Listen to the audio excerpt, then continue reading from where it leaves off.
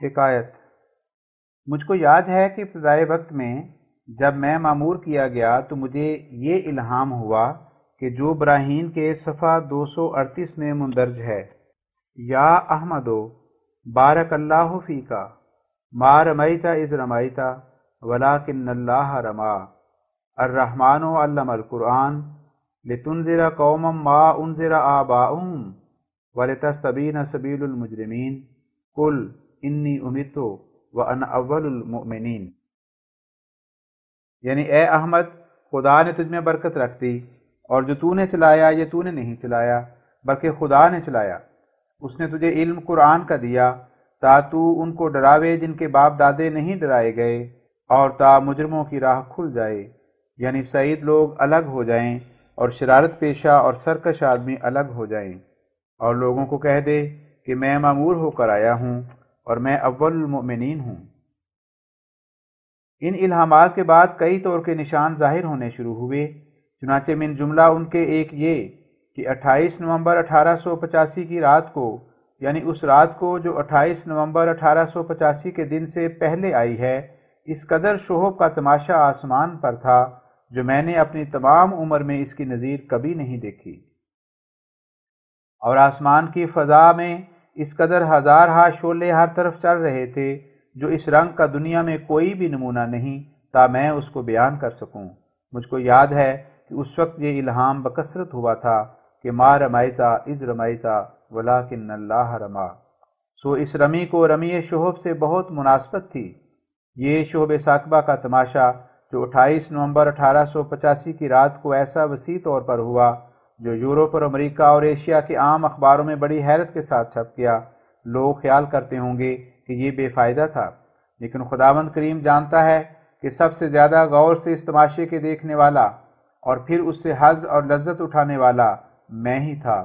میری آنکھیں بہت دیر تک اس تماشا کے دیکھنے کی طرف لگی رہیں، اور وہ سلسلہ رمی شہب کا شام سے ہی شروع ہو گیا تھا، جس کو میں صرف الہامی بشارتوں کی وجہ سے بڑے سرور کے ساتھ دیکھتا رہا، کیونکہ میرے دل میں الہاماً ڈالا گیا تھا کہ یہ تیرے لیے نشان ظاہر ہوا ہے۔ اور پھر اس کے بعد یورپ کے لوگوں کو وہ ستارہ دکھائی دیا جو حضرت مسیح کے ظہور کے وقت میں نکلا تھا۔ میرے دل میں ڈالا گیا کہ یہ ستارہ بھی تیری صداقت کے لیے ایک دوسرا نشان ہے۔ اس جگہ اگر یہ اعتراض پیش کیا جاوے کہ علم حکمت کے محققوں کی تحقیقات قدیمہ و جدیدہ کی روح سے شہب وغیرہ کا پیدا ہونا اور اسباب سے بیان کیا گیا ہے جو ان امور سے بیان کیے گئے ہیں کچھ بھی تعلق نہیں رکھتے، چنانچہ شرح اشارات میں جہاں کائنات الجب کے اسباب اور علل لکھے ہیں، صرف اسی قدر حدوث شہب کا سبب لکھا ہے کہ جب دخان حیز نار میں پہنچتا ہے اور اس میں کچھ دہنیت اور لطافت ہوتی ہے تو بباعث آگ کی تاثیر کے یک دفعہ بھڑک اٹھتا ہے، اور ایسا معلوم ہوتا ہے کہ بھڑکنے کے ساتھ ہی بجھ گیا، مگر اصل میں وہ بجھتا نہیں۔ بات یہ ہے کہ دخان کی دونوں طرفوں میں سے پہلے ایک طرف بھڑک اٹھتی ہے جو اوپر کی طرف ہے، پھر وہ اشتعال دوسری طرف میں جاتا ہے، اور اس حرکت کے وقت ایسا معلوم ہوتا ہے کہ گویا اس اشتعال کا ایک خط ممتد ہے، اور اسی کا نام شہاب ہے، جو دخان کے خط ممتد میں طرف اسفل کے قریب پیدا ہوتا ہے، اور پھر جب اجزائے ارضیہ اس دخان کی آتش خالص کی طرف مستحیل ہو جاتی ہیں تو بوجہ پیدا ہو جانے بساطت کے وہ عنصر نار نظر نہیں آتا، اور دیکھنے والے کو یہ گمان گزرتا ہے کہ گویا وہ بجھ گیا ہے، حالانکہ دراصل وہ بجھا نہیں ہے۔ اور یہ صورت اس وقت پیدا ہوتی ہے کہ جب دخان لطیف ہو، لیکن اگر غلیظ ہو تو اشتعال اس آگ کا کئی دنوں اور برسوں تک رہتا ہے، اور طرح طرح کی شکلوں میں وہ روشنی جو ستارے کے رنگ پر ہے آسمان کے جو میں نظر آتی ہے۔ کبھی ایسا دکھائی دیتا ہے کہ گویا دمدار ستارہ ہے، اور کبھی وہ دم زلف کی شکل پر نظر آتی ہے، کبھی وہ ناری ہیکل نیزہ کی صورت میں نمودار ہوتی ہے، اور کبھی ایک حیوان کی طرح جو کئی سینگ رکھتا ہے، اور کبھی یہ ناری ہیکل بصور مختلفہ ایک برس تک یا کئی برسوں تک دکھائی دیتی ہے، اور کبھی یہ ناری ہیکل ٹکڑے ٹکڑے ہو کر شہب ثاقبہ کی صورت میں آ جاتی ہے، اور کبھی شہب ثاقبہ اس ناری ہیکل کی شکل قبول کر لیتے ہیں۔ جب یہ ناری ہیکل قطب شمالی کے عین کنارے پر نظر آتی ہے تو بسا اوقات بنسبت اور اطراف کے بہت دیر تک رہتی ہے، اور اگر مدت دراز تک موجود رہے تو اس کی حرارت سے کئی ہولناک نتائج پیدا ہو جاتے ہیں۔ تاریخ کی روح سے یہ بھی منقول ہے کہ حضرت مسیح کی گرفتاری کے بعد اول شعب ثاقبہ اور پھر ایک زمانہ آتش پورے 1 برس تک جب آسمانی میں دکھائی دیا، اور آسمان پر سے ایک چیز خاکستر کی طرح برستی تھی، اور دن کے 9 بجے سے رات تک ایک سخت اندھیرا ہو جاتا تھا۔ غرض شہب اور دمدار ستاروں کی اصلیت میں یونانیوں کے خیالات ہیں جو اسلام کے حکماء نے لے لیے اور اپنے تجارب کو بھی ان میں ملایا، لیکن حال کی نئی روشنی کی تحقیقاتوں کا ان سے بہت کچھ اختلاف ثابت ہوتا ہے۔ ان ضمنی علوم میں یہ بات نہایت درجہ دل توڑنے والی ہے کہ آئے دن نئے نئے خیالات پیدا ہوتے ہیں۔ ایک زمانہ وہ تھا کہ یونان کی طبعی اور حیات حکمت کے کمال تک پہنچنے کے لیے ایک صراط مستقیم سمجھی جاتی تھی، اور اب یہ زمانہ ہے کہ ان کی اکثر تحقیقاتوں پر ہنسا جاتا ہے اور نہایت تحقیر کی نظر سے دیکھا جاتا ہے، اور کوئی وجہ نہیں کہ ہم یہ خیال نہ کریں کہ کچھ عرصے کے بعد اس طبیعی اور حیات پر بھی ہنسی کرنے والے پیدا ہو جائیں گے، کیونکہ گو دعویٰ کیا جاتا ہے کہ اس زمانے کے طبعی اور حیات تجارب حسیہ مشہودہ مریہ کے ذریعہ سے ثابت کی گئی ہے، مگر در حقیقت یہ دعویٰ نہایت درجے کا مبالغہ ہے، جس سے بعض خاص صورتوں کے مسائل یقینیہ میں ان ہزارہا مشتبہ اور ظنی اور غیر محقق خیالات کو خواہ خواہ گسیر دیا گیا ہے، جس کا ابھی تک ہرگز پورا اور کامل طور پر کسی حکیم نے تصفیہ نہیں کیا۔ نئی روشنی کے محقق شعب ثاقبہ کی نسبت یہ رائے دیتے ہیں کہ وہ در حقیقت لوہے اور کوئلے سے بنے ہوئے ہوتے ہیں، جن کا وزن زیادہ سے زیادہ چند پاؤنڈ ہوتا ہے، اور دمدار ستاروں کی مانند گول کے گول لمبے بیضوی دائرے بناتے ہوئے سورج کے ارد گرد جب میں پھرتے ہیں۔ ان کی روشنی کی وجہ در حقیقت وہ حرارت ہے جو ان کو تیزی رفتار سے پیدا ہوتی ہے، اور دمدار ستاروں کی نسبت ان کا بیان ہے کہ بعض ان میں سے کئی ہزار سال رہتے ہیں اور آخر ٹوٹ کر شہاب بن جاتے ہیں۔ وہ یہ بھی کہتے ہیں کہ جب آفتاب برج اسد میں یا میزان میں ہو تو ان دونوں وقتوں میں کثرت شعب ثاقبہ کی توقع کی جاتی ہے، اور اکثر 33 سال کے بعد یہ دورہ ہوتا ہے، لیکن یہ قاعدہ کلی نہیں۔ بسا اوقات ان وقتوں سے پس و پیش بھی یہ حوادثات ظہور میں آ جاتے ہیں۔ چنانچہ 1872 میں ستاروں کا گرنا با اقرار ان حیات دانوں کے بالکل غیر مترکب امر تھا، اگرچہ 14 نومبر 1833 اور 27 نومبر 1885 کو کثرت سے یہ واقعہ ظہور میں آنا ان کے قواعد مقررہ سے ملتا ہے، لیکن تاریخ کے ٹٹولنے سے معلوم ہوتا ہے کہ یہ واقعہ نہایت فرق کے ساتھ اور ان تاریخوں سے بہت دور بھی وقوع میں آیا۔ چنانچہ 10 مارچ 1521 اور 19 جنوری 1135 اور ماہ مئی 610 عیسوی میں جو کثرت شعب ثاقبہ وقوع میں آئے، اس میں ان تمام حیادانوں کو بجز سکتہ حیرت اور کوئی دم مارنے کی جگہ نہیں، اور وہ شعب ثاقبہ جو حضرت مسیح کی گرفتاری کے بعد ظہور میں آئے اور پھر ایک دمدار ستارے کی صورت میں ہو گئے، اگرچہ ہم پوری صحت کے ساتھ اس کی کوئی تاریخ مقرر نہیں کر سکتے، مگر قیاساً معلوم ہوتا ہے کہ اس حادثے کی ابتدا جون کے مہینے سے ہوگی،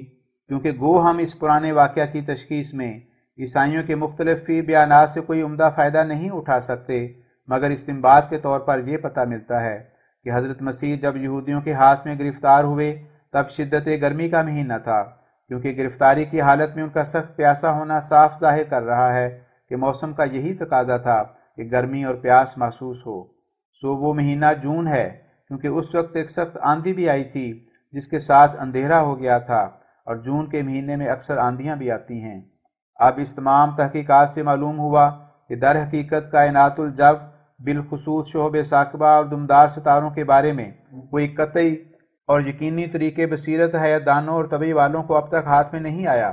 جب کبھی ان کے قواعد تراشیدہ کے برخلاف کوئی امر ظہور میں آتا ہے تو ایک سخت پریشانی اور حیرت ان کو لاحق ہو جاتی ہے، اور گھبراہٹ کا ایک گل گپاڑا ان میں اٹھتا ہے۔ یورپ کے حیات دانوں اور سائنس اور نجوم میں بڑی بڑی لافیں مارنے والے ہمیشہ کائنات الجو اور ان کے نتائج کے بارے میں پیش گوئیاں ایک بڑے دعوے کے ساتھ شائع کیا کرتے ہیں، اور کبھی لوگوں کو قحط سالیوں سے ڈراتے اور طوفانوں اور آندھیوں کی پیشخبری سے دھڑکے میں ڈالتے، اور کبھی بر وقت کی بارشوں اور ارزانی کی امیدیں دیتے ہیں، مگر قدرت حق ہے کہ اکثر وہ ان خبروں میں جھوٹے نکلتے ہیں، مگر بائیں ہمہ پھر بھی لوگوں کے دماغوں کو ناحق پریشان کرتے رہتے ہیں۔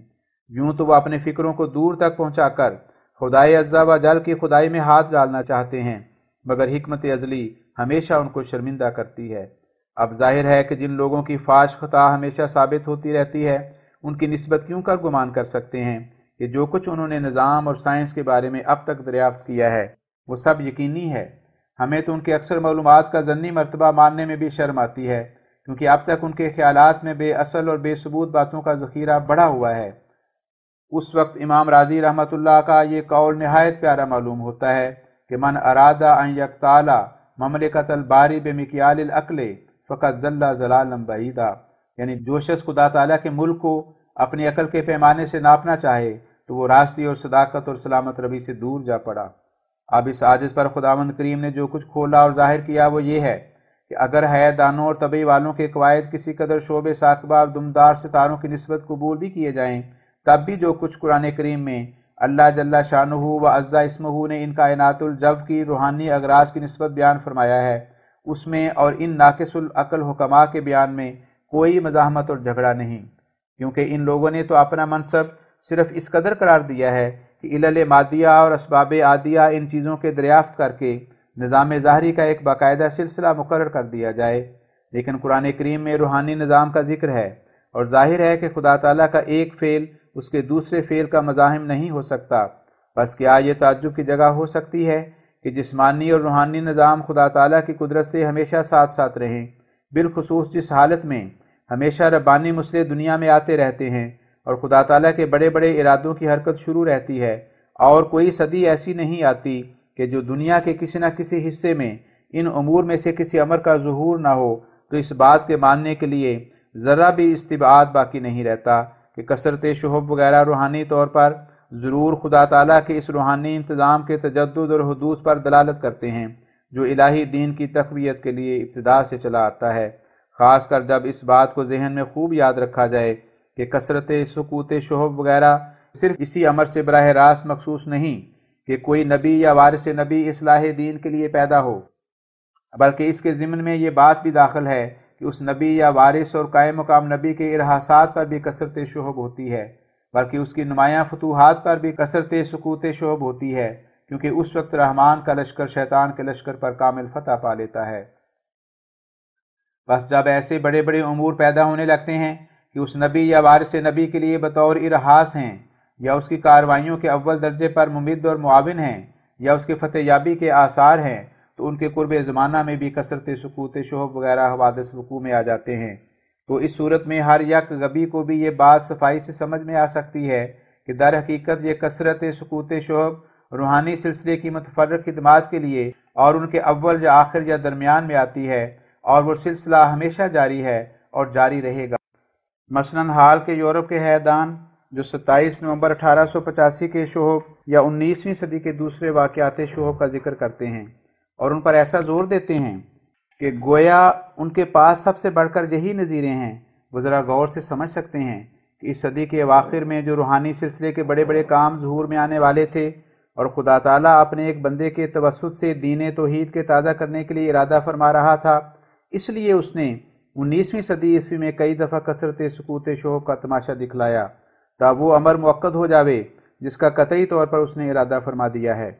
اور اگر یہ سوال کیا جائے کہ اس تساقط شہب کو جس کے اسباب بتمام ہا بظاہر مادی معلوم ہوتے ہیں رجم شیاطین سے کیا تعلق ہے، اور کیوں کر معلوم ہو کہ در حقیقت اس حادثے سے شیاطین آسمان سے دفع اور دور کیے جاتے ہیں، اس سوال کا جواب یہ ہے کہ ایسے اعتراض در حقیقت اس وقت پیدا ہوتے ہیں کہ جب روحانی سلسلے کی یادداشت سے خیال ظہور کر جاتا ہے یا اس سلسلے کے وجود پر یقین نہیں ہوتا،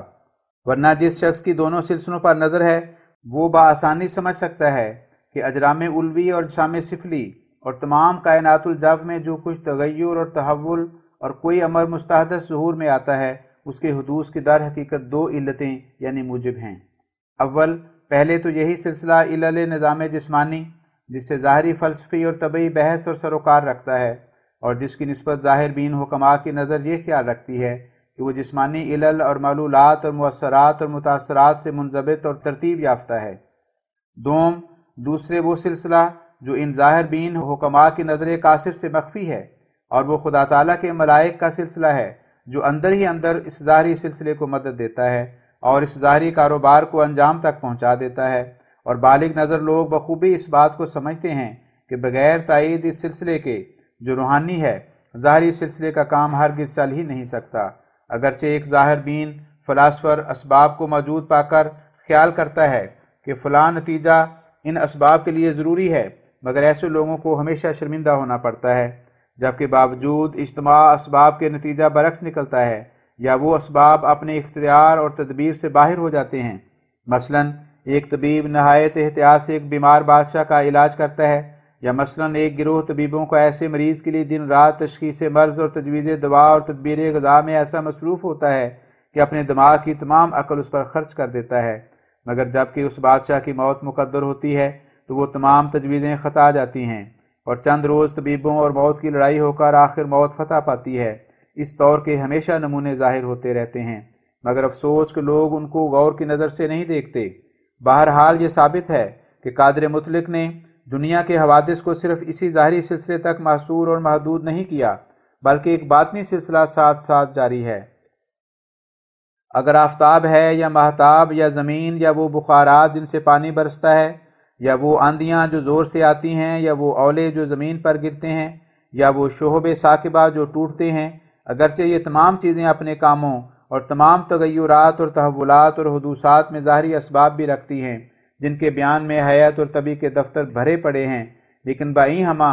عارف لوگ جانتے ہیں کہ ان اسباب کے نیچے اور اسباب بھی ہیں جو مدبر بالارادہ ہیں، جن کا دوسرے لفظوں میں نام ملائک ہے۔ وہ جس چیز سے تعلق رکھتے ہیں اس کے تمام کاروبار کو انجام تک پہنچاتے ہیں، اور اپنے کاموں میں اکثر ان روحانی اغراض کو مد نظر رکھتے ہیں جو مولا کریم نے ان کو سپرد کی ہیں، اور ان کے کام بیہودہ نہیں بلکہ ہر ایک کام میں بڑے بڑے مقاصد ان کو مد نظر رہتے ہیں۔ اب جبکہ یہ بات ایک ثابت شدہ صداقت ہے جس کو ہم اس سے پہلے بھی کسی قدر تفصیل سے لکھ چکے ہیں،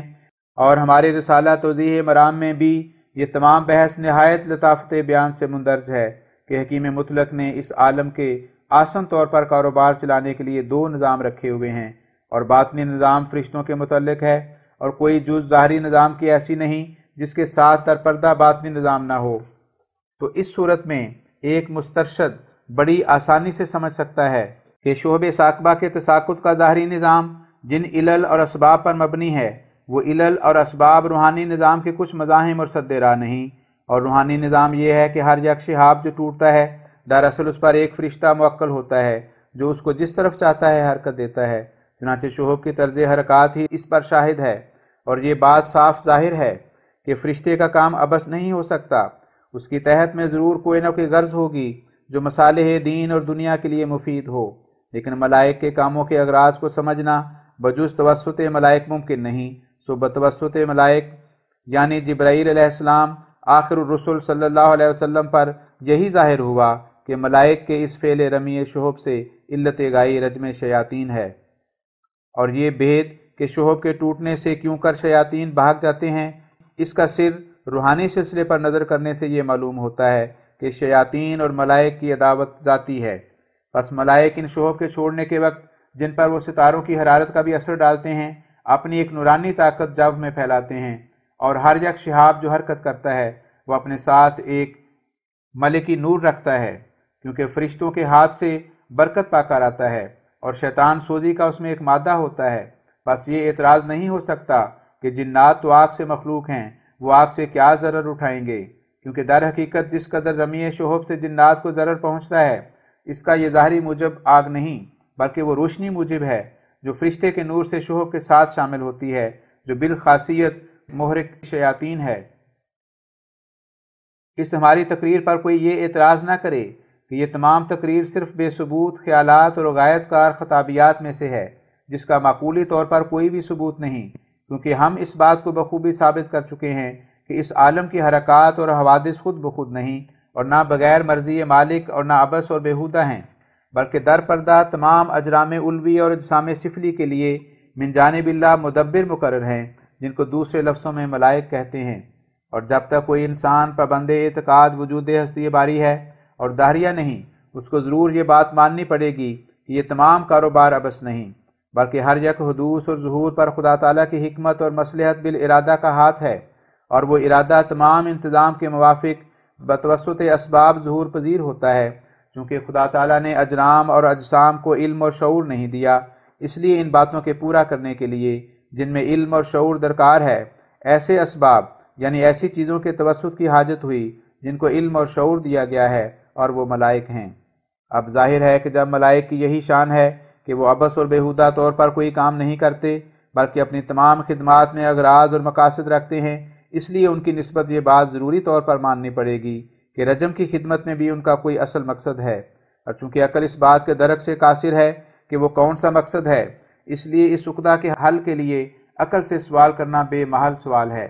اگر عقل کا اس میں کچھ دخل ہے تو صرف اس قدر کہ عقل سلیم ایسے نفوس کے افعال کی نسبت کہ جو ارادہ اور فہم اور شعور رکھتے ہوں ہرگز یہ تجویز نہیں کر سکتی کہ ان کے وہ افعال عبث اور بیہودہ اور اغراض صحیحہ ضروریہ سے خالی ہیں۔ بس اگر عقل سلیم اول اس بات کو بخوبی سمجھ لے کہ جو کچھ اجرام اور اجسام سبابی و عرضی اور کائنات الجو میں انواع اقسام کے تغیرات اور تحولات اور ظہورات ہو رہے ہیں وہ صرف علل ظاہریہ تک محدود نہیں ہیں، بلکہ ان تمام حوادث کے لیے اور علل بھی ہیں جو شعور اور ارادہ اور فہم اور تدبیر اور حکمت رکھتے ہیں، تو اس سمجھ کے بعد ضرور عقل اس بات کا اقرار کرے گی کہ یہ تمام تغیرات اور حدوثات جو عالم سفلی اور علوی میں ہمیں نظر آتے ہیں عبث اور بیہودہ اور لغو نہیں، بلکہ ان میں مقاصد اور اغراض پوشیدہ ہیں، وہ ہم ان کو سمجھ سکیں یا ہماری سمجھ اور فہم سے بالا تر ہو۔ اور اس اقرار کے ضمن میں تساقط شہب کی نسبت بھی یہی اقرار عقل سلیم کو کرنا پڑے گا کہ یہ کام بھی عبث نہیں، کیونکہ یہ بات بداہتاً ممتنع ہے کہ ایسا خیال کیا جائے کہ جو نفوس ارادہ اور فہم اور تدبیر اور حکمت کے پابند ہیں وہ ایک لغو کام پر ابتدا سے اصرار کرتے چلے آئے ہیں۔ سو اگرچہ عقل پورے طور پر اس سر کو دریافت نہ کر سکے، مگر وجود ملائک اور ان کی منصبی خدمات کے ماننے کے بعد اس قدر تو ضرور دریافت کر لے گی کہ ان کا کوئی فعل عبث اور بیہودہ طور پر نہیں۔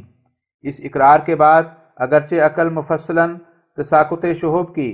ان اغراض کو دریافت نہ کر سکے جو ملائک کے ارادے اور ضمیر میں ہیں، لیکن اس قدر اجمالی طور پر تو ضرور سمجھ جائے گی کہ بے شک اس فعل کے لیے بھی مثل اور افعال ملائکہ کے درپردہ اغراض و مقاصد ہیں،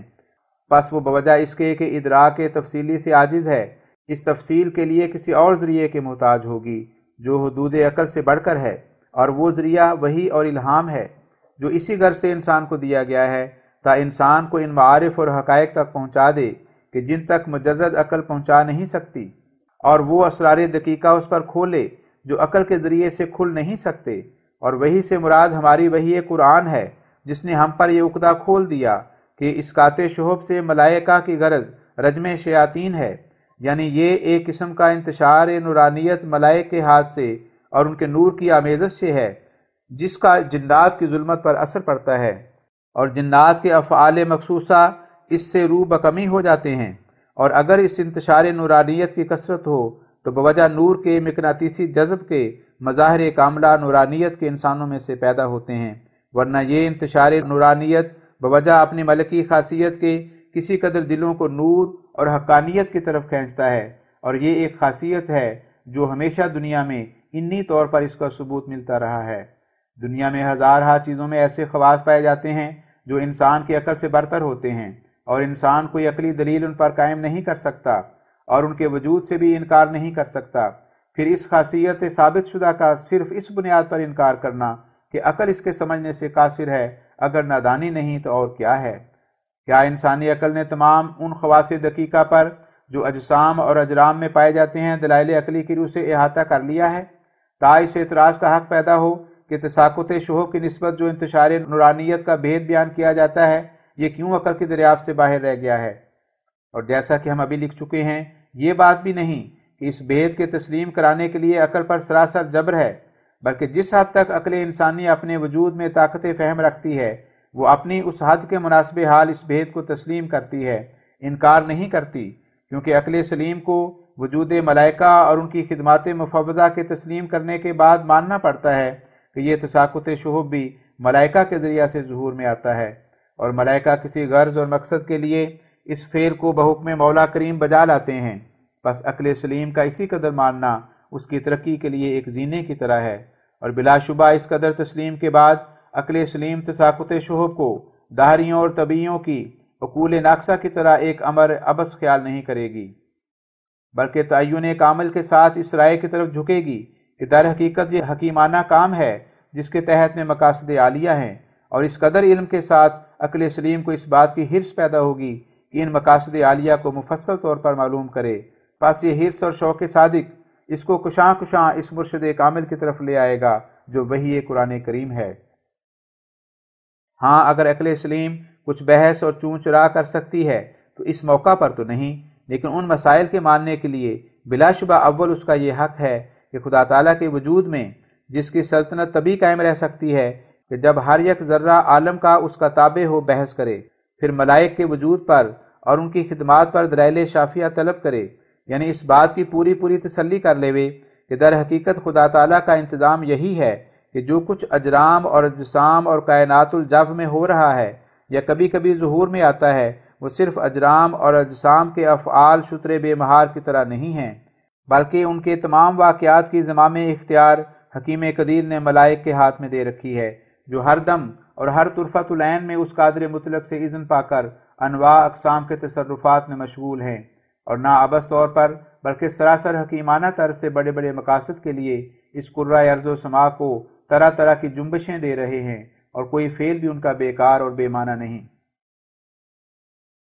اور ہم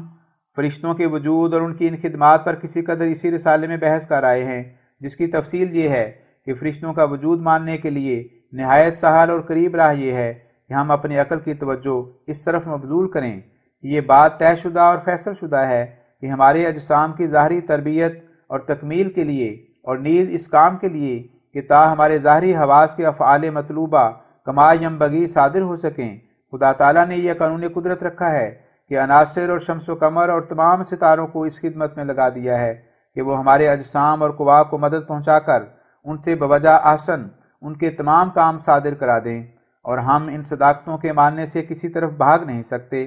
مثلا ہماری آنکھ اپنی ذاتی روشنی سے کسی کام کو بھی انجام نہیں دے سکتی جب تک آفتاب کی روشنی اس کے ساتھ شامل نہ ہو، اور ہمارے کان محض اپنی قوت سنوائی سے کچھ بھی سن نہیں سکتے جب تک کہ ہوا متکیف بصوت ان کی ممد و معاون نہ ہو۔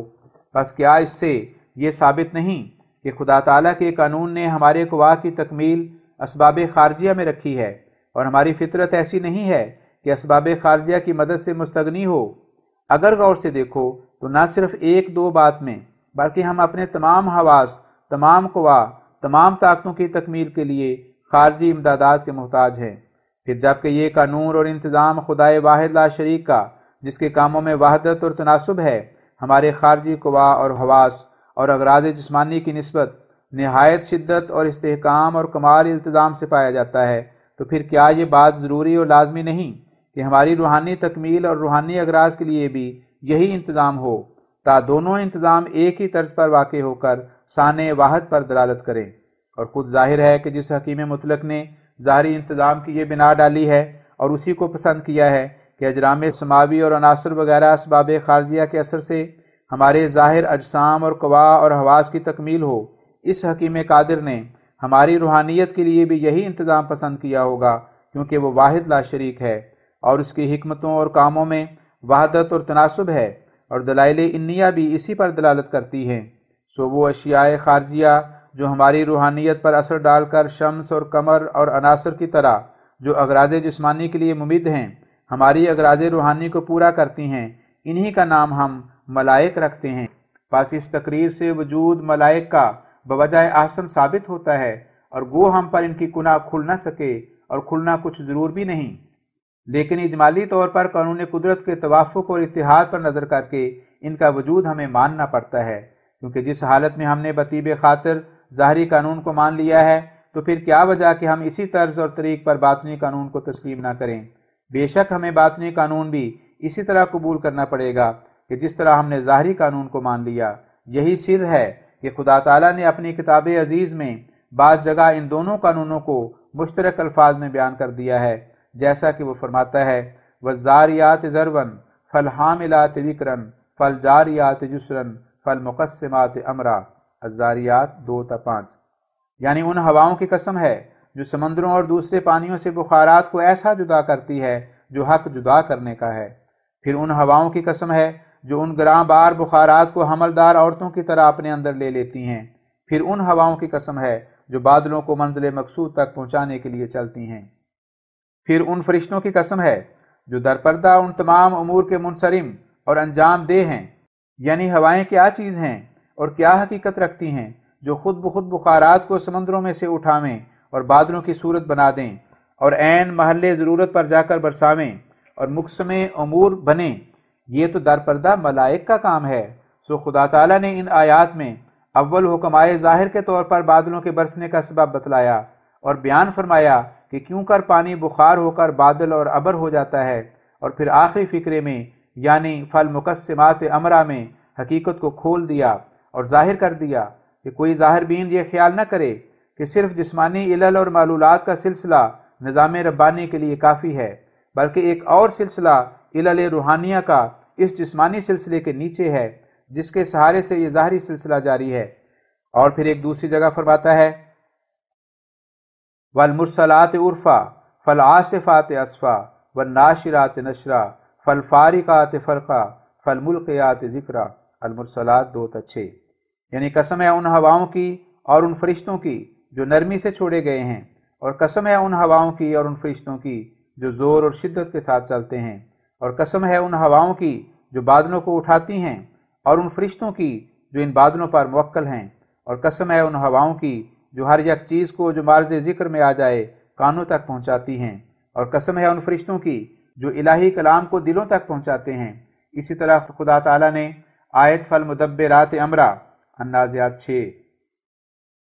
میں فرشتوں اور ستاروں کو ایک ہی جگہ جمع کر دیا ہے، یعنی اس آیت میں کواکب سبا کو ظاہری طور پر مدبر ما فی الارض ٹھہرایا ہے اور ملائک کو باطنی طور پر ان چیزوں کا مدبر قرار دیا ہے۔ چنانچہ تفسیر فتح البیان میں معاذ بن جبل اور قشیری سے یہ دونوں روایتیں موجود ہیں، اور ابن کثیر نے حسن سے یہ روایت ملائک کی نسبت کی ہے کہ تدبر الامر من السماء الی الارض، یعنی آسمان سے زمین تک جس قدر امور کی تدبیر ہوتی ہے وہ سب ملائک کے ذریعہ سے ہوتی ہے۔ اور ابن کثیر لکھتا ہے کہ یہ متفق علیہ قول ہے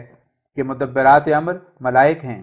اور ابن جریر نے بھی آیت فالمدبرات امرا کے نیچے یہ شرح کی ہے کہ اس سے مراد ملائک ہیں جو مدبر عالم ہیں، یعنی گو بظاہر نجوم اور شمس و قمر و عناصر وغیرہ اپنے اپنے کام میں مشغول ہیں، مگر در حقیقت مدبر ملائک ہی ہیں۔ اب جبکہ خدا تعالیٰ کے قانون قدرت کے روح سے یہ بات نہایت صفائی سے ثابت ہو گئی کہ نظام روحانی کے لیے بھی نظام ظاہری کی طرح مؤثرات خارجیہ ہیں جن کا نام کلام الہی میں ملائکہ رکھا ہے، تو اس بات کا ثابت کرنا باقی رہا کہ نظام ظاہری میں بھی جو کچھ ہو رہا ہے ان تمام افعال اور تغیرات کا بھی انجام اور انصرام بغیر فرشتوں کی شمولیت کے نہیں ہوتا۔ سو منقولی طور پر تو اس کا ثبوت ظاہر ہے، کیونکہ خدا تعالیٰ نے فرشتوں کا نام مدبرات اور مقسمات امر رکھا ہے، اور ہر یک عرض اور جوہر کے حدوث اور قیام کا وہی موجب ہیں، یہاں تک کہ خدا تعالیٰ کے عرش کو بھی وہی اٹھائے ہوئے ہیں، جیسا کہ آیت ان کل نفس لما علیہ حافظ الطارق 5 سے کلی طور پر فرشتوں کا تقرر ہر یک چیز پر ثابت ہوتا ہے، اور نیز قرآن کریم کی آیت مندرجہ ذیل بھی اسی پر دلالت کرتی ہے، اور وہ یہ ہے وانشقت السماء فہی یومئذ واہیہ والملک علی ارجائہا ویحمل عرش ربک فوقہم یومئذ ثمانیہ۔ الحاقہ 17-18، یعنی جب قیامت واقع ہوگی تو آسمان پھٹ جائے گا اور ڈھیلا اور سست ہو جائے گا اور اس کی قوتیں جاتی رہیں گی۔ سامعین محترم، یہاں حضور حاشیے میں ایک نوٹ میں فرماتے ہیں آج کل کے علم حیات کے محققین جو یورپ کے فلاسفر ہیں جس طرز سے آسمانوں کے وجود کی نسبت خیال رکھتے ہیں، در حقیقت وہ خیال قرآن کریم کے مخالف نہیں، کیونکہ قرآن کریم نے اگرچہ آسمانوں کو نرا پول تو نہیں ٹھہرایا، لیکن اس سماوی مادے کا جو پول کے اندر بھرا ہوا ہے سلب اور کثیف اور متاثر الخرق مادہ بھی قرار نہیں دیا، بلکہ ہوا یا پانی کی طرح نرم اور کثیف مادہ قرار دیا ہے جس میں ستارے تیرتے ہیں۔ اسی کی طرف اشارہ ہے جو اللہ جل شانہ فرماتا ہے کلن فی فلک یسبحون، یاسین 41۔ ہاں، یونانیوں نے آسمانوں کو اجسام کثیفہ تسلیم کیا ہوا ہے اور پیاز کے چھلکوں کی طرح تہ بتہ ان کو مانا ہے، اور آخری تہ کا آسمان جو تمام تہوں پر محیط ہو رہا ہے جمیع مخلوقات کا انتہا قرار دیا ہے، جس کو وہ فلک الافلاق اور محدد بھی کہتے ہیں، جو ان کے زوم میں 3 اور آسمانوں کے جن کا نام مدیر اور جوزہر اور مائل ہے، مشرق سے مغرب کی طرف گردش کرتا ہے، اور باقی آسمان مغرب سے مشرق کی طرف گھومتے ہیں، اور ان کے گمان میں فلک محدد معمورہ عالم کا منتہا ہے جس کے پیچھے خلا ملا نہیں۔ گویا خدا تعالیٰ نے اپنے ممالک مقبوضہ کی ایک دیوار کھینچی ہوئی ہے جس کا ماورا کچھ بھی نہیں، نہ خلا نہ ملا۔ یونانیوں کی اس رائے پر جس قدر اعتراض وارد ہوتے ہیں وہ پوشیدہ نہیں، نہ صرف قیاسی طور پر بلکہ تجربہ بھی ان کا مکذب ہے۔ جس حالت میں آج کل کے آلات دوربین نہایت دور کے ستاروں کا بھی پتہ لگاتے جاتے ہیں اور چاند اور سورج کو ایسا دکھا دیتے ہیں کہ گویا وہ 5-4 کوس پر ہیں، تو پھر تعجب کا مقام ہے کہ باوجود کہ آسمان یونانیوں کے ذوم میں ایک کثیف جوہر ہے، اور ایسا کثیف جو قابل خرق و التیام نہیں، اور اس قدر بڑا کہ گویا چاند اور سورج کو اس کی ضخامت کے ساتھ کچھ بھی نسبت نہیں، پھر بھی وہ ان دوربین آلات سے نظر نہیں آ سکا۔ اگر دور کے آسمان نظر نہیں آتے تھے تو سماؤ دنیا جو سب سے قریب ہے ضرور نظر آ جانا چاہیے تھا۔ بس کچھ شک نہیں کہ جو یونانیوں نے عالم بالا کی تصویر دکھائی ہے وہ صحیح نہیں، اور اس قدر اس پر اعتراض پیدا ہوتے ہیں کہ جن سے مخلصی حاصل کرنا ممکن ہی نہیں۔ لیکن قرآن کریم نے جو سماوات کی حقیقت بیان کی ہے وہ نہایت صحیح اور درست ہے، جس کے ماننے کے بغیر انسان کو کچھ بن نہیں پڑتا، اور اس کی مخالفت میں جو کچھ بیان کیا جائے وہ سراسر ناواقفی یا تعصب پر مبنی ہوگا۔ قرآن کریم نہ آسمانوں کو یونانی حکماء کی طرح طبقات کثیفہ ٹھہراتا ہے اور نہ بعض نادانوں کے خیال کے موافق نرا پول جس میں کچھ بھی نہیں۔ چنانچہ شق اول کی معقولی طور پر غلطی ظاہر ہے جس کی نسبت ہم ابھی بیان کر چکے ہیں، اور شق دوم یعنی یہ کہ آسمان کچھ بھی وجود مادی نہیں رکھتا نرا پول ہے، استقراء کی روح سے سراسر غلط ثابت ہوتا ہے، کیونکہ اگر ہم اس فضا کی نسبت جو چمکتے ہوئے ستاروں تک ہمیں نظر آتا ہے بذریعہ اپنے تجارب استقرائیہ کے تحقیقات کرنا چاہیں تو صاف ثابت ہوتا ہے کہ سنت اللہ یا قانون قدرت یہی ہے کہ خدا تعالیٰ نے کسی فضا کو محض خالی نہیں رکھا۔ چنانچہ جو شخص غبارے میں بیٹھ کر ہوا کے طبقات کو چیرتا چلا جاتا ہے وہ شہادت دے سکتا ہے کہ جس قدر وہ اوپر کو چڑھا اس نے کسی حصہ فضا کو خالی نہیں پایا۔ بس یہ استقراء ہمیں اس بات کے سمجھنے کے لیے بہت مدد دے سکتا ہے کہ اگرچہ یونانیوں کی طرح آسمان کی حد بست ناجائز ہے، مگر یہ بھی تو درست نہیں ہے کہ آسمانوں سے مراد صرف ایک خالی فضا اور پول ہے جس میں کوئی مخلوق مادہ نہیں۔ ہم جہاں تک ہمارے تجاربے رویت رسائی رکھتے ہیں کوئی مجرد پول مشاہدہ نہیں کرتے، پھر کیوں کر خلاف اپنی مستمر استقراء کے حکم کر سکتے ہیں کہ ان مملوء فضاؤں سے آگے چل کر ایسی فضا بھی ہیں جو بالکل خالی ہیں؟ کیا برخلاف ثابت شدہ استقراء کے اس وہم کا کچھ بھی ثبوت ہے؟ ایک ذرہ بھی نہیں۔ پھر کیوں کر ایک بے بنیاد وہم کو قبول کیا جائے اور مان لیا جائے؟ ہم کیوں کر ایک قطعی ثبوت کو بغیر کسی مخالفانہ اور غالب ثبوت کے چھوڑ سکتے ہیں؟ اور علاوہ اس کے اللہ جل شانہ کی اس میں کثر شان بھی ہے، گویا وہ عام اور کامل خالقیت سے عاجز تھا، تبھی تو تھوڑا سا بنا کر باقی بے انتہا فضا چھوڑ دی۔ اور میں نہیں سمجھ سکتا کہ اس استقرائی ثبوت کے انکار میں کہ کوئی فضا کسی جوہر لطیف سے خالی نہیں، کون سی یقینی اور قطعی دلیل ایسے شخصوں کے ہاتھ میں ہے جو مجرد پول کے قائل ہیں یا قائل ہوں۔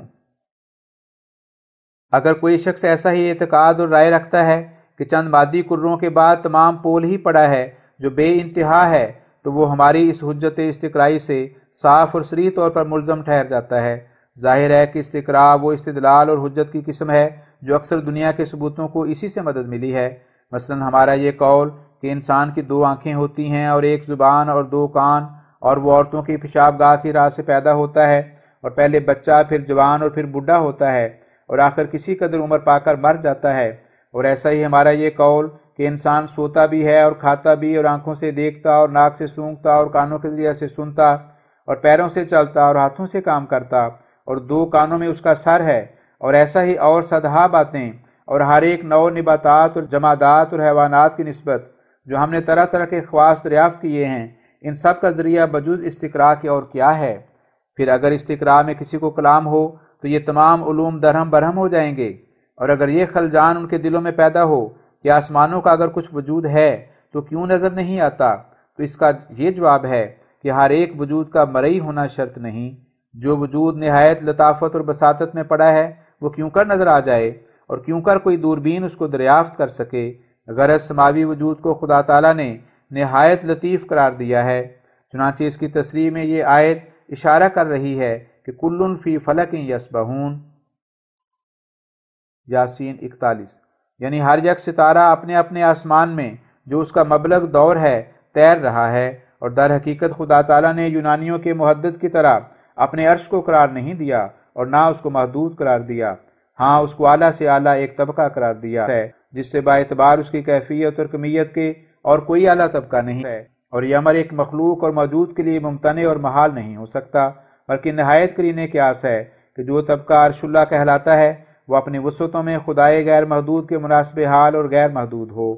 اور اگر یہ اعتراض پیش ہو کہ قرآن کریم میں یہ بھی لکھا ہے کہ کسی وقت آسمان پھٹ جائیں گے اور ان میں شگاف ہو جائیں گے، اگر وہ لطیف مادہ ہے تو اس کے پھٹنے کے کیا معنی ہوئے؟ تو اس کا یہ جواب ہے کہ اکثر قرآن کریم میں سما سے مراد کل ما فی السماء کو لیا ہے، جس میں آفتاب اور ماہتاب اور تمام ستارے داخل ہیں۔ ما سوا اس کے ہر یک جرم لطیف ہو یا کثیف قابل خرق ہے، بلکہ لطیف تو بہت زیادہ خرق کو قبول کرتا ہے۔ پھر کیا تعجب ہے کہ آسمانوں کے مادہ میں بحکم رب قدیر و حکیم ایک قسم کا خرق پیدا ہو جائے، وذالک علی اللہ یسیر۔ بالآخر یہ بات بھی یاد رکھنے کے لائق ہے کہ قرآن کریم کے ہر یک لفظ کو حقیقت پر حمل کرنا بھی بڑی غلطی ہے۔ اللہ جل شانہ کا یہ پاک کلام بوجہ اعلیٰ درجے کی بلاغت کے استعارات لطیفہ سے بھرا ہوا ہے، سو ہمیں اس فکر میں پڑنا کہ انشقاق اور انفجار آسمانوں کا کیوں کر ہوگا، در حقیقت ان الفاظ کے وسیع مفہوم میں ایک دخل بے جا ہے۔ صرف یہ کہہ سکتے ہیں کہ یہ تمام الفاظ اور اس قسم کے اور بھی عالم مادی کے فنا کی طرف اشارہ ہے۔ الہی کلام کا مدعا یہ ہے کہ اس عالم کون کے بعد فساد بھی لازم پڑا ہوا ہے، ہر یک جو بنایا گیا توڑا جائے گا، اور ہر یک ترکیب پاش پاش ہو جائے گی، اور ہر یک جسم متفرق اور ذرہ ذرہ ہو جائے گا، اور ہر یک جسم اور جسمانی پر عام فنا طاری ہوگی۔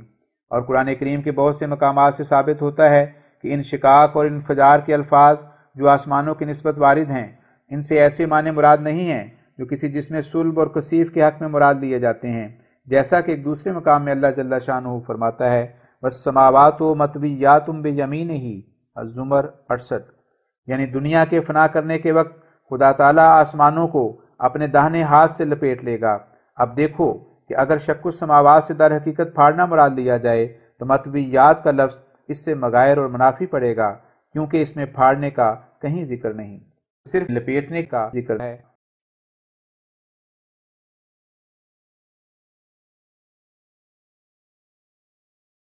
سامعین محترم، آپ اس وقت آئینہ کمالات اسلام سماعت فرما رہے ہیں۔ روحانی خزائن جلد نمبر 5 صفحہ 152، حاشیہ در حاشیہ۔ پھر ایک دوسری آیت ہے جو سورۃ الانبیاء جزء 17 میں ہے، اور وہ یہ ہے یوم نطوی السماء کطی السجل للکتب کما بدأنا اول خلق نعیدہ وعدا علینا انا کنا فاعلین۔ الانبیاء 105۔ یعنی ہم اس دن آسمانوں کو ایسا لپیٹ لیں گے جیسے ایک خط متفرق مضامین کو اپنے اندر لپیٹ لیتا ہے، اور جس طرح سے ہم نے اس عالم کو وجود کی طرف حرکت دی تھی، انہی قدموں پر پھر یہ عالم عدم کی طرف لوٹایا جائے گا۔ یہ وعدہ ہمارے ذمہ ہے جس کو ہم کرنے والے ہیں۔ بخاری نے بھی اس جگہ ایک حدیث لکھی ہے جس میں جائے گا اور یہ لفظ ہے وَتَكُونُ السَّمَاوَاتُ بِيَمِينِهِ، یعنی لپیٹنے کے یہ معنی ہیں کہ خدا تعالیٰ آسمانوں کو اپنے داہنے ہاتھ میں چھپا لے گا، اور جیسا کہ اب اسباب ظاہر اور مسبب پوشیدہ ہے، اس وقت مسبب ظاہر اور اسباب زاویہ عدم میں چھپ جائیں گے، اور ہر یک چیز اس کی طرف رجوع کر کے تجلیات قہریہ میں مخفی ہو جائے گی، اور ہر یک چیز اپنے مکان اور مرکز کو چھوڑ دے گی، اور تجلیات الہیہ اس کی جگہ لیں گی، اور علل ناقصہ کے فنا اور انعدام کے بعد علت تامہ کاملہ کا چہرہ نمودار ہو جائے گا۔ اسی کی طرف اشارہ ہے کل من علیہا فان ویبقی وجہ ربک ذو الجلال والاکرام، الرحمن 27-28۔ لمن الملک اليوم للہ الواحد القہار، المومن 17۔ یعنی خدا تعالیٰ اپنی قہری تجلی سے ہر یک چیز کو معدوم کر کے اپنی وحدانیت اور یگانگت دکھلائے گا، اور خدا تعالیٰ کے وعدوں سے مراد یہ بات نہیں کہ اتفاقاً کوئی بات منہ سے نکل گئی اور پھر ہر حال گلے پڑا ڈھول بجانا پڑا، کیونکہ اس قسم کے وعدے سے خدائے حکیم و علیم کی شان کے لائق نہیں۔ یہ صرف انسان ضعیف البنیان کا خاصہ ہے جس کا کوئی وعدہ تکلف اور ذوف یا مجبوری اور لاچاری کے موانع سے ہمیشہ محفوظ نہیں رہ سکتا، اور بائیں ہمہ تقریبات اتفاقیہ پر مبنی ہوتا ہے نہ علم اور یقین اور حکمت قدیمہ پر، مگر خدا تعالیٰ کے وعدے اس کی صفات قدیمہ کے تقاضے کے موافق صادر ہوتے ہیں، اور اس کے مواعید اس کی غیر متناہی حکمت کی شاخوں میں سے ایک شاخ ہے۔ اور اگر اس جگہ کوئی یہ اعتراض پیش کرے کہ خدا تعالیٰ نے آسمانوں کو 7 میں کیوں محدود کیا، اس کی کیا وجہ ہے، تو اس کا یہ جواب ہے کہ در حقیقت یہ تاثیرات مختلفہ کی طرف اشارہ ہے جو مختلف طبقات سماوی سے مختلف ستارے اپنے اندر جذب کرتے ہیں اور پھر زمین پر ان تاثیرات کو ڈالتے ہیں۔ چنانچہ اسی کی تصریح اس آیت میں موجود ہے، اللہ الذی خلق 7 سماوات ومن الارض مثلہن یتنزل الامر بینہن لتعلموا ان اللہ علی کل شیء قدیر وان اللہ قد احاط بکل شیء علما۔ الطلاق 13 الجزء نمبر 28۔ یعنی خدا تعالیٰ نے آسمانوں کو 7 پیدا کیا اور ایسا ہی زمینیں بھی 7 ہی پیدا کیں، اور ان 7 آسمانوں کا اثر جو بامر الہی ان میں پیدا ہے 7 زمینوں میں ڈالا، تاکہ تم لوگ معلوم کر لو کہ خدا تعالیٰ ہر ایک چیز کے بنانے پر اور ہر ایک انتظام کے کرنے پر اور رنگا رنگ کے پیرایوں میں اپنے کام دکھلانے پر قدرت تامہ رکھتا ہے، اور تا تمہارے علوم وسیع ہو جائیں اور علوم و فنون میں تم ترقی کرو اور حیات اور طبعی اور طبابت اور جغرافیہ وغیرہ علوم تم میں پیدا ہو کر خدا تعالیٰ کی عظمتوں کی طرف تم کو متوجہ کریں، اور تم سمجھ لو کہ کیسے خدا تعالیٰ کا علم اور اس کی حکمت کاملہ ہر یک شے پر محیط ہو رہی ہے، اور کیسی ترکیب ابلغ اور ترتیب محکم کے ساتھ آسمان اور جو کچھ اس میں ہے اپنا رشتہ زمین سے رکھتا ہے، اور کیسے خدا تعالیٰ نے زمین کو قوت قابلہ عطا کر رکھی ہے اور آسمانوں اور ان کے اجرام کو قوت مؤثرہ مرحمت فرمائی ہے۔ اور یاد رہے کہ جس طرح تنزل امر جسمانی اور روحانی دونوں طور پر آسمانوں سے ہوتا ہے، اور ملائک کی توجہات اجرام سماوی کی تاثیرات کے ساتھ مخلوط ہو کر زمین پر گرتی ہیں، ایسا ہی زمین اور زمین والوں میں بھی جسمانی اور روحانی دونوں قوتیں قابلیت کی عطا کی گئی ہیں تا قوابل اور مؤثرات میں بکلی مساوات ہو۔ اور 7 زمینوں سے مراد زمین کی آبادی کے 7 طبقے ہیں جو نسبتی طور پر بعض کے تحت واقع ہیں، اور کچھ بے جا نہ ہوگا کہ اگر ہم دوسرے لفظوں میں ان طبقات 7 کو 7 اقلیم کے نام سے مرسوم کر دیں، لیکن ناظرین اس دھوکے میں نہ پڑیں کہ جو کچھ 7 اقلیم کی تقسیم ان یونانی علوم کی روح سے ہو چکی ہے، جس کو اسلام کے ابتدائی زمانے میں حکمائے اسلام نے یونانی کتب سے لیا تھا، وہ بکلی صحیح اور کامل ہے، کیونکہ اس جگہ تقسیم سے مراد ہماری ایک صحیح تقسیم مراد ہے جس سے کوئی معمورہ باہر نہ رہے اور زمین کی ہر ایک جزو کسی حصہ میں داخل ہو جائے۔ ہمیں اس سے کچھ غرض نہیں کہ اب تک یہ صحیح اور کامل تقسیم مارج ظہور میں بھی آئی یا نہیں، بلکہ صرف یہ غرض ہے کہ جو خیال اکثر انسانوں کا اس طرف رجوع کر گیا ہے کہ زمین کو 7 حصے پر تقسیم کیا جائے، یہ خیال بھی گویا ایک الہامی تحریک تھی جو الہی تقسیم کے لیے بطور شاہد ہے۔ اگر یہ اعتراض پیش ہو کہ قرآن کریم میں جو خدا تعالیٰ نے کئی بار فرمایا ہے کہ ہم نے 6 دن میں زمین و آسمان کو پیدا کیا، تو یہ امر ذوف پر دلالت کرتا ہے، کیونکہ مان اس کے ارادے کے ساتھ ہی سب کچھ ہو جانا لازم ہے، جیسا کہ وہ آپ ہی فرماتا ہے، انما امرہ اذا اراد شیئا ان یقول لہ کن فیکون، یاسین 83۔ یعنی جب خدا تعالیٰ ایک چیز کے ہونے کا ارادہ فرماتا ہے تو اس کا امر ایسی قوت اور طاقت اور قدرت اپنے اندر رکھتا ہے کہ وہ اس چیز جو اس کے علم میں ایک علمی وجود رکھتا ہے فقط یہ کہتا ہے کہ ہو تو وہ ہو جاتی ہے۔ اس وہم کا جواب یہ ہے کہ قدرت اور طاقت کا مفہوم اس بات کو مستلزم نہیں کہ وہ چیز خواہ نخواہ بلا توقف ہو جائے، اور نہ ارادے کے مفہوم میں ضروری طور پر یہ بات داخل ہے کہ جس چیز کا ارادہ کیا گیا ہے وہ اسی وقت ہو جائے، بلکہ اسی حالت میں ایک قدرت اور ایک ارادے کو کامل قدرت اور کامل ارادہ کہا جائے گا، جبکہ وہ ایک فاعل کے اصل منشا کے موافق جلد یا دیر کے ساتھ جیسا کہ منشا ہو ظہور میں آوے۔ مثلا چلنے میں کامل قدرت اس شخص کی نہیں کہہ سکتے کہ جلد وہ چل سکتا ہے اور آہستہ آہستہ چلنے سے وہ عاجز ہے، بلکہ اس شخص کو کامل القدرت کہیں گے کہ جو دونوں طور جلد اور دیر میں قدرت رکھتا ہو۔ یا مثلا ایک شخص ہمیشہ اپنے ہاتھ کو لمبا رکھتا ہے اور اکٹھا کرنے کی طاقت نہیں، یا کھڑا رہتا ہے اور بیٹھنے کی طاقت نہیں، تو ان سب صورتوں میں ہم اس کو قوی قرار نہیں دیں گے بلکہ بیمار اور معلول کہیں گے۔ غرض قدرت اسی وقت کامل طور پر متحقق ہو سکتی ہے کہ جب کہ دونوں صورت اور بطوب پر قدرت ہو۔ اگر ایک شق پر قدرت ہو تو وہ قدرت نہیں بلکہ عجز اور ناتوانی ہے۔ تعجب کہ ہمارے مخالف خدا تعالیٰ کے قانون قدرت کو بھی نہیں دیکھتے کہ دنیا میں اپنے قضاء و قدر کو جلد بھی نازل کرتا ہے اور دیر سے بھی۔ ہاں یہ بھی ثابت ہوتا ہے کہ صفات قہریہ اکثر جلدی کے رنگ میں ظہور پذیر ہوتے ہیں اور صفات لطیفہ دیر اور توقف کے پیرایہ میں۔ مثلا انسان 9 مہینے پیٹ میں رہ کر اپنے کمال وجود کو پہنچتا ہے اور مرنے کے لیے کچھ بھی دیر کی ضرورت نہیں۔ مثلا انسان اپنے مرنے کے وقت صرف ایک ہی ہیضے کا دست یا تھوڑا سا پانی قے کے طور پر نکال کر راہی ملک بقا ہو جاتا ہے، اور وہ بدن جس کی سال ہائے دراز میں ظاہری اور باطنی تکمیل ہوئی تھی ایک ہی دم میں اس کو چھوڑ کر رخصت ہو جاتا ہے۔ اب جس قدر میں نے اس اعتراض کے جواب میں لکھا ہے میری دانست میں کافی ہے، اس لیے میں اسی پر بس کرتا ہوں، لیکن یہ بات کھول کر یاد دلانا ضروری ہے کہ ارادہ کاملہ بھی قدرت کاملہ کی طرح دونوں شقوں صورت اور بطوب کو چاہتا ہے۔ مثلا ہم جیسا یہ ارادہ کر سکتے ہیں کہ ابھی یہ بات ہو جائے، ایسا ہی یہ بھی ارادہ کر سکتے ہیں کہ 10 برس کے بعد ہو۔ مثلا ریل اور تار اور سادہ کلیں جو اب نکل رہی ہیں بے شک ابتدا سے خدا تعالیٰ کے ارادے اور علم میں تھیں، لیکن ہزارہ برس تک ان کا ظہور نہ ہوا، اور وہ ارادہ تو ابتدا ہی سے تھا مگر مخفی چلا آیا اور اپنے وقت پر ظاہر ہوا، اور جب وقت آیا تو خدا تعالیٰ نے ایک قوم کو ان فکروں اور سوچوں میں لگا دیا اور ان کی مدد کی یہاں تک کہ وہ اپنی تدبیروں میں کامیاب ہو گئے۔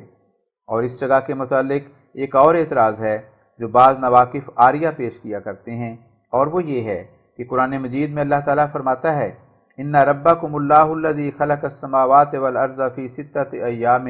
ثم استوی علی العرش، یونس 4، یعنی خدا نے جو تمہارا رب ہے زمین اور آسمانوں کو 6 دن میں بنایا اور پھر عرش پر ٹھہرا۔ یہ 6 دن کی کیوں تخصیص ہے؟ یہ تو تسلیم کیا کہ خدا تعالیٰ کے کام اکثر تدریجی ہیں، جیسا کہ اب بھی اس کی خالقیت جو جمادات اور نباتات اور حیوانات میں اپنا کام کر رہی ہے تدریجی طور پر ہی ہر ایک چیز کو اس کی خلقت کاملہ تک پہنچاتی ہے، لیکن 6 دن کی تخصیص کچھ سمجھ میں نہیں آئی۔ اما الجواب، پس واضح ہو کہ یہ 6 دن کا ذکر در حقیقت مراتب تکوینی کی طرف اشارہ ہے، یعنی ہر یک چیز جو بطور خلق صادر ہوئی ہے اور جسم اور جسمانی ہے، خواہ وہ مجموعہ عالم ہے اور خواہ ایک فرد از افراد عالم، اور خواہ وہ عالم کبیر ہے جو زمین و آسمان و مافیہا سے مراد ہے، اور خواہ وہ عالم صغیر جو انسان سے مراد ہے، وہ بحکمت و قدرت باری تعالی پیدائش کے 6 مرتبے طے کر کے اپنے کمال خلقت کو پہنچتی ہے، اور یہ عام قانون قدرت ہے، کچھ ابتدائی زمانے سے خاص نہیں۔ چنانچہ اللہ جل شانہ ہر ایک انسان کی پیدائش کی نسبت بھی انہی مراتب 6 کا ذکر فرماتا ہے، جیسا کہ قرآن کریم کے 18ویں سپارے سورۃ المومنون میں یہ آیت ہے وَلَقَدْ خَلَقْنَا الْإِنسَانَ مِنْ سُلَالَةٍ مِّن طِینٍ ثُمَّ جَعَلْنَاهُ نُطْفَةً فِی قَرَارٍ مَکِین ثُمَّ خَلَقْنَا النُّطْفَةَ عَلَقَةً فَخَلَقْنَا الْعَلَقَةَ مُضْغَةً فَخَلَقْنَا الْمُضْغَةَ عِظَامًا فَكَسَوْنَا الْعِظَامَ لَحْمًا ثُمَّ أَنشَأْنَاهُ خَلْقًا آخَرَ فَتَبَارَكَ اللَّهُ أَحْسَنُ الْخَالِقِینَ، المومنون 13-15۔ یعنی پہلے تو ہم نے انسان کو اس مٹی سے پیدا کیا جو زمین کے تمام انواع اور اقسام کا لب لباب تھا اور اس کی تمام قوتیں اپنے اندر رکھتا تھا، تا وہ با اعتبار جسم بھی عالم صغیر ٹھہرے اور زمین کی تمام چیزوں کی اس میں قوت اور خاصیت ہو، جیسا کہ وہ برطبق آیت فَإِذَا سَوَّيْتُهُ وَنَفَخْتُ فِيهِ مِن رُوحِي الحجر 30، با اعتبار روح عالم صغیر ہے اور بالحاظ شیون و صفات کاملہ و ذلیت تام روح الہی کا مظہر تام ہے۔ پھر بعد اس کے انسان کو ہم نے دوسرے طور پر پیدا کرنے کے لیے یہ طریق جاری کیا جو انسان کے اندر نطفہ پیدا کیا، اور اس نطفے کو ہم نے ایک مضبوط تھیلی میں جو ساتھ ہی رحم میں باندھتے جاتے ہی جگہ دی۔ قرار مکین کا لفظ اس لیے اختیار کیا گیا تا رحم اور تھیلی دونوں پر اطلاق پا سکے،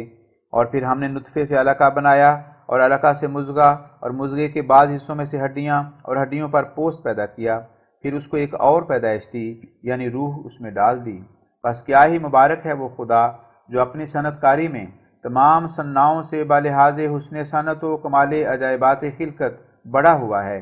اب دیکھو کہ خدا تعالیٰ نے اس جگہ بھی اپنا قانون قدرت یہی بیان فرمایا کہ انسان 6 طور کے خلقت کے مدارج طے کر کے اپنے کمال انسانیت کو پہنچتا ہے، اور یہ تو ظاہر ہے کہ عالم صغیر اور عالم کبیر میں نہایت شدید تشابہ ہے، اور قرآن سے انسان کا عالم صغیر ہونا ثابت ہے، اور آیت لقد خلقنا الانسان فی احسن تقویم 3:5 اسی کی طرف اشارہ کر رہی ہے کہ تقویم عالم کی متفرق خوبیوں اور حسنوں کا ایک ایک حصہ انسان کو دے کر بوجہ جامعیت جمیع شمائل و شیون عالم اس کو احسن ٹھہرایا گیا ہے۔ بس اب بوجہ تشابہ عالمین اور نیز بوجہ ضرورت تناسب افعال ثان واحد ماننا پڑتا ہے کہ جو عالم صغیر میں مراتب تکوین موجود ہیں وہی مراتب تکوین عالم کبیر میں بھی ملحوظ ہوں، اور ہم صریح اپنی آنکھوں سے دیکھتے ہیں کہ یہ عالم صغیر جو انسان کے اسم سے موسوم ہے اپنی پیدائش میں 6 طریق رکھتا ہے، اور کچھ شک نہیں کہ یہ عالم کبیر کے کوائف مخفیہ کی شناخت کے لیے ایک آئینہ کا حکم رکھتا ہے۔ بس جب کہ اس کی پیدائش کے 6 مرتبے ثابت ہوئے تو قطعی طور پر یہ حکم دے سکتے ہیں کہ عالم کبیر کے بھی مراتب تکوین 6 ہی ہیں، جو بلحاظ مؤثرات ستہ یعنی تجلیات ستہ جن کے آثار باقیہ نجوم ستہ میں محفوظ رہ گئے ہیں معقولی طور پر متحقق ہوتے ہیں، اور نجوم ستہ کا اب بھی علوم حکمیہ میں جنین کی تکمیل کے لیے تعلق مانا جاتا ہے۔ چنانچہ سدیدی میں اس کے متعلق ایک مبسوط بحث لکھی ہے۔ بعض نادان اس جگہ اس آیت کی نسبت یہ اعتراض پیش کرتے ہیں کہ حال کی طبی تحقیقاتوں کی روح سے یہ طرز بچے کے بننے کی جو رحم عورت میں بنتا ہے ثابت نہیں ہوتی، بلکہ برخلاف اس کے ثابت ہوتا ہے، لیکن یہ اعتراض سخت درجے کی کم فہمی یا صریح تعصب پر مبنی ہے۔ اس بات کے تجربہ کے لیے کسی ڈاکٹر یا طبیب کی حاجت نہیں، خود ہر یک انسان اس آزمائش کے لیے وقت خرچ کر کے اور ان بچوں کو دیکھ کر جو تام خلقت یا ناتمام خلقت کی حالت میں پیدا ہوتے ہیں یا سقوط حمل کے طور پر گرتے ہیں، حقیقت واقعہ تک پہنچ سکتا ہے۔ اور جیسا کہ ہم اپنے ذاتی مشاہدہ سے جانتے ہیں، بلا شبہ یہ بات صحیح ہے کہ جب خدا تعالیٰ انسانی نطفے سے کسی بچے کو رحم میں بنانے کے لیے ارادہ فرماتا ہے تو پہلے مرد اور عورت کا نطفہ رحم میں ٹھہرتا ہے، اور صرف چند روز تک ان دونوں منیوں کے امتزاج سے کچھ تغیر طاری ہو کر جمے ہوئے خون کی طرح ایک چیز ہو جاتی ہے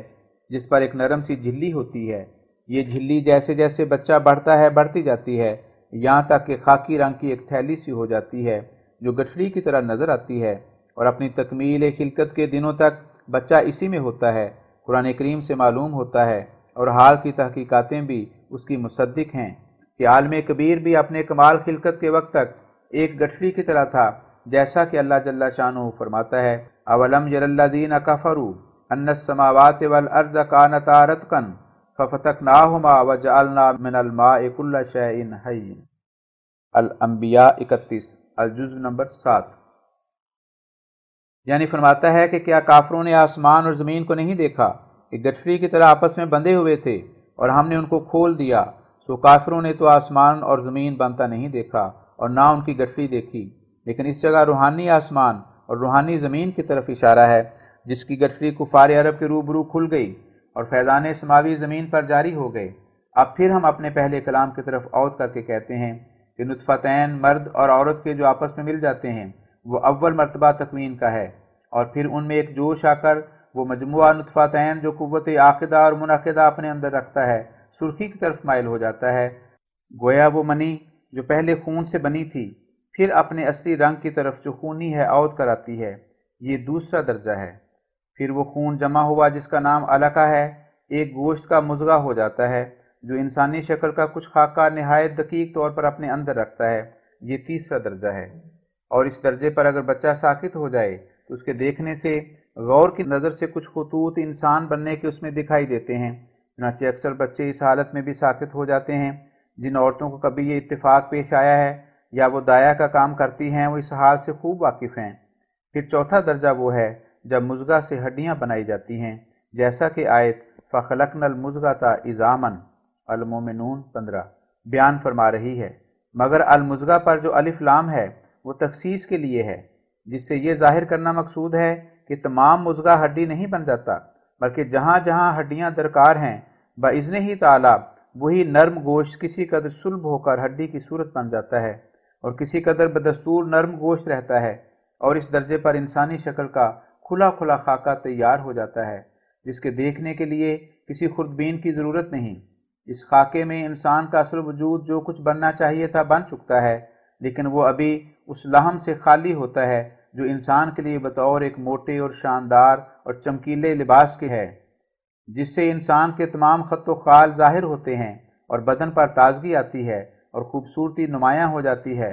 اور تناسب اعضاء پیدا ہوتا ہے۔ پھر بعد اس کے 5واں درجہ وہ ہے کہ جب اس خاکے پر لحم یعنی موٹا گوشت برایت مواضع مناسبہ چڑھایا جاتا ہے۔ یہ وہی گوشت ہے کہ جب انسان تپ وغیرہ سے بیمار رہتا ہے تو فاقے اور بیماری کی تکالیف شاقہ سے وہ گوشت تحلیل ہو جاتا ہے،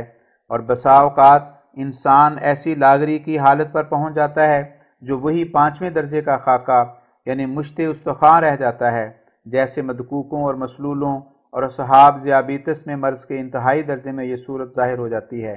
اور اگر کسی کی حیات مقدر ہوتی ہے تو پھر خدا تعالیٰ اس کے بدن پر گوشت چڑھاتا ہے۔ غرض یہ وہی گوشت ہے جس سے خوبصورتی اور تناسب اعضاء اور رونق بدن پیدا ہوتی ہے، اور کچھ شک نہیں کہ یہ گوشت خاکہ تیار ہونے کے بعد آہستہ آہستہ جنین پر چڑھتا رہتا ہے، اور جب جنین ایک کافی حصہ اس کا لے لیتا ہے تب باذن ہی تعالیٰ اس میں جان پڑ جاتی ہے۔ تب وہ نباتی حالت سے جو صرف نشو و نما ہے منتقل ہو کر حیوانی حالت کی خاصیت پیدا کر لیتا ہے اور پیٹ میں حرکت کرنے لگتا ہے۔ غرض یہ ثابت شدہ بات ہے کہ بچہ اپنی نباتی صورت سے حیوانی صورت کو کامل طور پر اس وقت قبول کرتا ہے کہ جبکہ عام طور پر موٹا گوشت اس کے بدن پر مناسب کمی بیشی کے ساتھ چڑھ جاتا ہے۔ یہی بات ہے جس کو آج تک انسان کے مسلسل تجارب اور مشاہدات نے ثابت کیا ہے۔ یہ وہی تمام صورت ہے جو قرآن کریم نے بیان فرمائی ہے اور مشاہدات کے ذریعے سے بتواتر ثابت ہے۔ پھر اس پر اعتراض کرنا اگر نادانوں کا کام نہیں تو اور کس کا ہے؟ اب پھر ہم اپنے کلام کی طرف رجوع کر کے لکھتے ہیں کہ چونکہ عالم صغیر میں جو انسان ہے سنت اللہ یہی ثابت ہوئی ہے کہ اس کے وجود کی تکمیل 6 مرتبوں کے طے کرنے کے بعد ہوتی ہے، تو اسی قانون قدرت کی راہبری سے ہمیں معقولی طور پر یہ راہ ملتی ہے کہ دنیا کی ابتدا میں جو اللہ جل شانہ نے عالم کبیر کو پیدا کیا تو اس کی طرز پیدائش میں بھی یہی مراتب 6 ملحوظ رکھے ہوں گے، اور ہر یک مرتبے کو تفریق اور تقسیم کی غرض سے ایک دن یا ایک وقت سے مخصوص کیا ہوگا، جیسا کہ انسان کی پیدائش کے مراتب 6 وقتوں سے خاص ہیں۔ اور دنیا کی تمام قوموں کا 7 دنوں پر اتفاق ہونا اور ایک دن تعطیل کا نکال کر 6 دنوں کو کاموں کے لیے خاص کرنا اسی بات کی طرف اشارہ ہے کہ یہ 6 دن ان 6 دنوں کی یادگار چلے آتے ہیں کہ جن میں زمین و آسمان اور جو کچھ ان میں ہے بنایا گیا تھا۔ اور اگر کوئی اب بھی تسلیم نہ کرے اور انکار سے باز نہ آوے تو ہم کہتے ہیں کہ ہم نے تو عالم کبیر کے لیے عالم صغیر کی پیدائش کے مراتب 6 کا ثبوت دے دیا، اور جو کام کرنے کے دن بالاتفاق ہر یک قوم میں مسلم ہیں ان کا 6 ہونا بھی ظاہر کر دیا، اور یہ بھی ثابت کر دیا کہ خدا تعالیٰ کے تمام پیدائشی کام اس دنیا میں تدریجی ہیں۔ تو پھر اگر منکر کی نظر میں یہ دلیل کافی نہیں تو اس پر واجب ہوگا کہ وہ بھی تو اپنے اس دعوے پر کوئی دلیل پیش کرے کہ خدا تعالیٰ نے یہ عالم جسمانی صرف ایک دم میں پیدا کر دیا تھا، تدریجی طور پر پیدا نہیں کیا تھا۔ ہر یک شخص جانتا ہے کہ وہی خدا اب بھی ہے جو پہلے تھا، اور وہی خالقیت کا سلسلہ اب بھی جاری ہے جو پہلے جاری تھا، اور صاف بدیہی طور پر نظر آ رہا ہے کہ خدا تعالیٰ ہر یک مخلوق کو تدریجی طور پر اپنے کمال وجود تک پہنچاتا ہے۔ یہ تو نہیں کہہ سکتے کہ پہلے وہ قوی تھا اور جلد کام کر لیتا تھا اور اب ضعیف ہے اور دیر سے کرتا ہے، بلکہ یہی کہیں گے کہ اس کا قانون قدرت ہی ابتدا سے یہی ہے کہ وہ ہر یک مخلوق کو بتدریج پیدا کرتا ہے۔ سو حال کے افعال الہی ہمیں بتلا رہے ہیں کہ گزشتہ اور ابتدائی زمانے میں بھی یہی تدریج ملحوظ تھی جو اب ہے۔ ہم سخت نادان ہوں گے اگر ہم حال کے آئینہ میں گزشتہ کی صورت نہ دیکھ لیں، اور حال کی طرز خالقیت پر نظر ڈال کر صرف اتنا ہی ثابت نہیں ہوتا کہ خدا تعالیٰ اپنی پیدائش کے سلسلے کو تدریج سے کمال وجود تک پہنچاتا ہے، بلکہ یہ بھی ثابت ہوتا ہے کہ ہر یک مخلوق کی پیدائش میں 6 ہی مرتبے رکھے ہیں، اور حکمت الہی نے ہر یک مخلوق کی پیدائش میں یہی تقاضا کیا کہ اس کے پیدا ہونے کے 6 مرتبے ہوں جو 6 وقتوں میں انجام پذیر ہوں۔ کسی مخلوق پر نظر ڈال کر دیکھ لو، یہی 6 مراتب اس میں متحقق ہوں گے، یعنی بنظر تحقیق یہ ثابت ہوگا کہ ہر یک جسمانی مخلوق کے وجود کی تکمیل 6 مرتبوں کے طے کرنے کے بعد ہوتی ہے، اور انسان پر کچھ موقوف نہیں۔ زمین پر جو ہزارہا حیوانات ہیں ان کے وجود کی تکمیل بھی انہی مراتب 6 پر موقوف پاؤ گے۔ پھر ایک اور عجیب بات یہ ہے کہ یہ سلسلہ مراتب 6 تکوین کا صرف جسمانی مخلوق میں ہی محدود نہیں، بلکہ روحانی امور میں بھی اس کا وجود پایا جاتا ہے۔ مثلا تھوڑے سے غور سے معلوم ہوگا کہ انسان کی روحانی پیدائش کے مراتب بھی 6 ہی ہیں۔ پہلے وہ نطفے کی صورت پر صرف حق کے قبول کرنے کی ایک استعداد بعیدہ اپنے اندر رکھتا ہے، اور پھر جب اس استعداد کے ساتھ ایک قطرہ رحمت الہی مل جاتا ہے اسی طرز کے موافق کہ جب عورت کے نطفے میں مرد کا نطفہ پڑتا ہے تو تب انسان کی باطنی حالت نطفے کی صورت سے علقہ کی صورت میں آ جاتی ہے، اور کچھ رشتہ باری تعالیٰ سے پیدا ہونے لگتا ہے، جیسا کہ علقہ کے لفظ سے تعلق کا لفظ مفہوم ہوتا ہے، اور پھر وہ علقہ اعمال صالحہ کے خون کی مدد سے مضغہ بنتا ہے، اس طرز سے کہ جیسے خون حیض کی مدد سے علقہ مضغہ بن جاتا ہے، اور مضغہ کی طرح ابھی اس کے اعضاء ناتمام ہوتے ہیں، جیسے کہ مضغہ میں ہڈی والے عضو ابھی ناپدید ہوتے ہیں، ایسا ہی اس میں بھی شدت للہ اور ثبات للہ اور استقامت للہ کے عضو ابھی کما حق ہو پیدا نہیں ہوتے، گو تواضع اور نرمی موجود ہوتی ہے، اور اگرچہ پوری شدت اور صلابت اس مرتبے میں پیدا نہیں ہوتی، مگر مضغہ کی طرح کسی قدر قضاء و قدر کی مضغ کے لائق ہو جاتا ہے،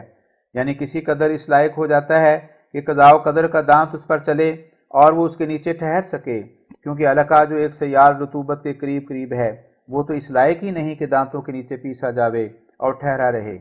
لیکن مضغہ مضغ کے لائق ہے، اس لیے اس کا نام مضغہ ہے۔ سو مضغہ ہونے کی وہ حالت ہے کہ جب کچھ چاشنی محبت الہی کے دل میں پڑ جاتی ہے اور تجلی جلالی توجہ فرماتی ہے کہ بلاؤں کے ساتھ اس کی آزمائش کرے، تب وہ مضغہ کی طرح قضاء و قدر کے دانتوں میں پیسا جاتا ہے اور خوب کیما کیا جاتا ہے۔ غرض تیسرا درجہ سالک کے وجود کا مضغہ ہونے کی حالت ہے، اور پھر چوتھا درجہ وہ ہے کہ جب انسان استقامت اور بلاؤں کی برداشت کی برکت سے آزمائے جانے کے بعد نقوش انسانی کا پورے طور پر انعام پاتا ہے، یعنی روحانی طور پر اس کے لیے ایک صورت انسانی عطا ہوتی ہے، اور انسان کی طرح اس کو 2 آنکھیں، 2 کان اور دل اور دماغ اور تمام ضروری قوا اور اعضاء عطا کیے جاتے ہیں، اور بمقتضائے آیت اشداء علی الکفار رحماء بینہم الفتح 30 سختی اور نرمی مواضع مناسبہ میں ظاہر ہو جاتی ہے، یعنی ہر یک خلق اس کا اپنے اپنے محل پر صادر ہوتا ہے، اور آداب طریقت تمام محفوظ ہوتے ہیں،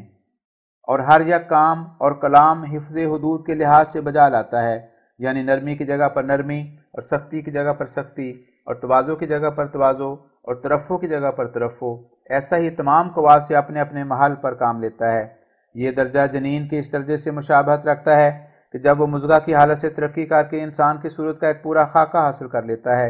اور ہڈی کی جگہ پر ہڈی نمودار ہو جاتی ہے، اور گوشت کی جگہ پر گوشت باقی رہتا ہے، ہڈی نہیں بنتی، اور تمام اعضاء میں باہم تمیز کلی پیدا ہو جاتی ہے، لیکن ابھی خوبصورتی اور تازگی اور تناسب اعضاء نہیں ہوتا، صرف خاکہ ہوتا ہے جو نظر دقیق سے دکھائی دیتا ہے۔ پھر بعد اس کے عنایت الہی توفیقات متواترہ سے موفق کر کے اور تزکیہ نفس کے کمال تک پہنچا کر اور فنا فی اللہ کے انتہائی نقطے تک کھینچ کر اس کے خاکہ کے بدن پر انواع اقسام کی برکات کا گوشت بھر دیتی ہے، اور اس گوشت سے اس کی شکل کو چمکیلی اور اس کی تمام ہیکل کو آبدار کر دیتی ہے، تب اس کے چہرے پر کاملیت کا نور برستا ہے اور اس کے بدن پر کمال تام کی آب و تاب نظر آتی ہے، اور یہ درجہ پیدائش کا جسمانی پیدائش کے اس درجے سے مشابہ ہوتا ہے کہ جب جنین کے خاکے کی ہڈیوں پر گوشت چڑھایا جاتا ہے اور خوبصورتی اور تناسب اعضاء ظاہر کیا جاتا ہے، پھر بعد اس کے روحانی پیدائش کا چھٹا درجہ ہے جو مصداق ثم انشأناہ خلقا آخر المومنون 15 کا ہے۔ وہ مرتبہ بقا ہے جو فنا کے بعد ملتا ہے، جس میں روح القدس کامل طور پر عطا کیا جاتا ہے اور ایک روحانی زندگی کی روح انسان کے اندر پھونک دی جاتی ہے۔ ایسا ہی یہ 6 مراتب خدا تعالیٰ کی پاک کلام میں بھی جمع ہیں۔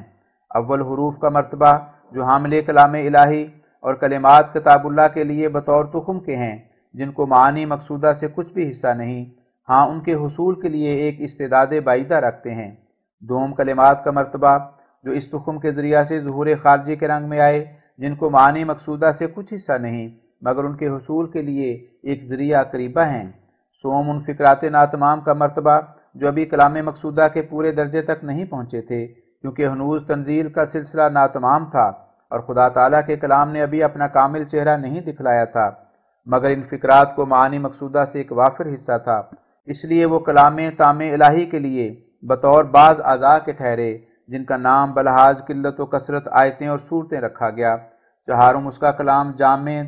تام مفصل ممیز کا مرتبہ جو سب نازل ہو چکا اور جمیع مضامین مقصودہ اور علوم حکمیہ و قصص و اخبار و احکام و قوانین و ضوابط و حدود و مواعید و انذارات و تبشیرات اور درستی اور نرمی اور شدت اور رحم اور حقائق و نکات پر بالاستیفاء مشتمل ہے۔ پنجم بلاغت و فصاحت کا مرتبہ جو زینت اور آرائش کے لیے اس کلام پر ازل سے چڑھائی گئی۔ ششم برکت اور تاثیر اور کشش کی روح کا مرتبہ جو اس پاک کلام میں موجود ہے، جس نے تمام کلام پر اپنی روشنی ڈالی اور اس کو زندہ اور منور کلام ثابت کیا۔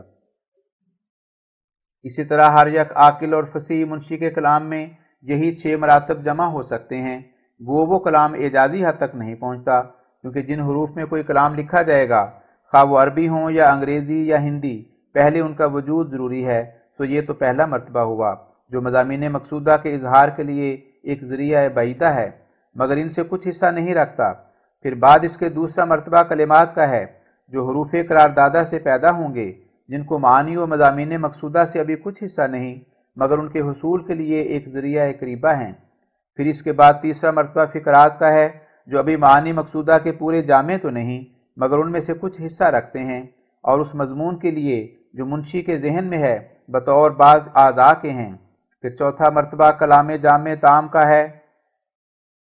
جو منشی کے دل میں سے نکل کر بتمام و کمال کاغذ پر اندراج پا گیا اور تمام معانی اور مضامین مقصودہ کو اپنے اندر جمع رکھتا ہے۔ پھر پانچواں مرتبہ یہ ہے کہ ان سادہ فقرات اور عبارتوں پر بلاغت اور فصاحت کا رنگ چڑھایا جائے اور خوش بیانی کے نمک سے ملیح کیا جائے۔ پھر چھٹا مرتبہ جو بلا توقف اس مرتبے کے تابع ہے، یہ ہے کہ کلام میں اثر اندازی کی ایک جان پیدا ہو جائے جو دلوں کو اپنی طرف کھینچ لیوے اور طبیعتوں میں گھر کر لیوے۔ اب غور کر کے دیکھ لو کہ یہ مراتب ستہ بکلی ان مراتب ستہ کی مانند اور ان کی مثیل ہیں جن کا قرآن کریم میں نطفہ، علقہ، مضغہ اور کچھ مضغہ اور کچھ عظام یعنی انسان کی شکل کا خاکہ اور انسان کی پوری شکل اور جاندار انسان نام رکھا ہے۔ اور ہم نے ارادہ کیا تھا کہ اس اعتراض کا جواب بھی تحریر کریں کہ زمین کیوں 4 دن میں بنائی گئی اور آسمان 2 دن میں، اور کیوں یہ لکھا کہ خدا تعالیٰ کے عرش کو 4 فرشتے اٹھا رہے ہیں اور قیامت کے دن 8 اٹھائیں گے، اور اس کے کیا معنی ہیں کہ ابتدا میں خدا تعالیٰ کا عرش پانی پر تھا، لیکن چونکہ اب وقت بہت کم ہے اور طول بہت ہو گیا ہے اور ان اعتراضات کے جوابات نہایت درجے کے معارف و حقائق سے بھرے ہوئے ہیں جو بہت طول چاہتے ہیں، اس لیے بالفعل ہم اس حاشیے کو ختم کرتے ہیں اور انشاءاللہ القدیر براہین احمدیہ کے حصہ پنجم میں یہ تمام معارف عالیہ تحریر کر کے دکھلائیں گے اور خلق اللہ پر ظاہر کریں گے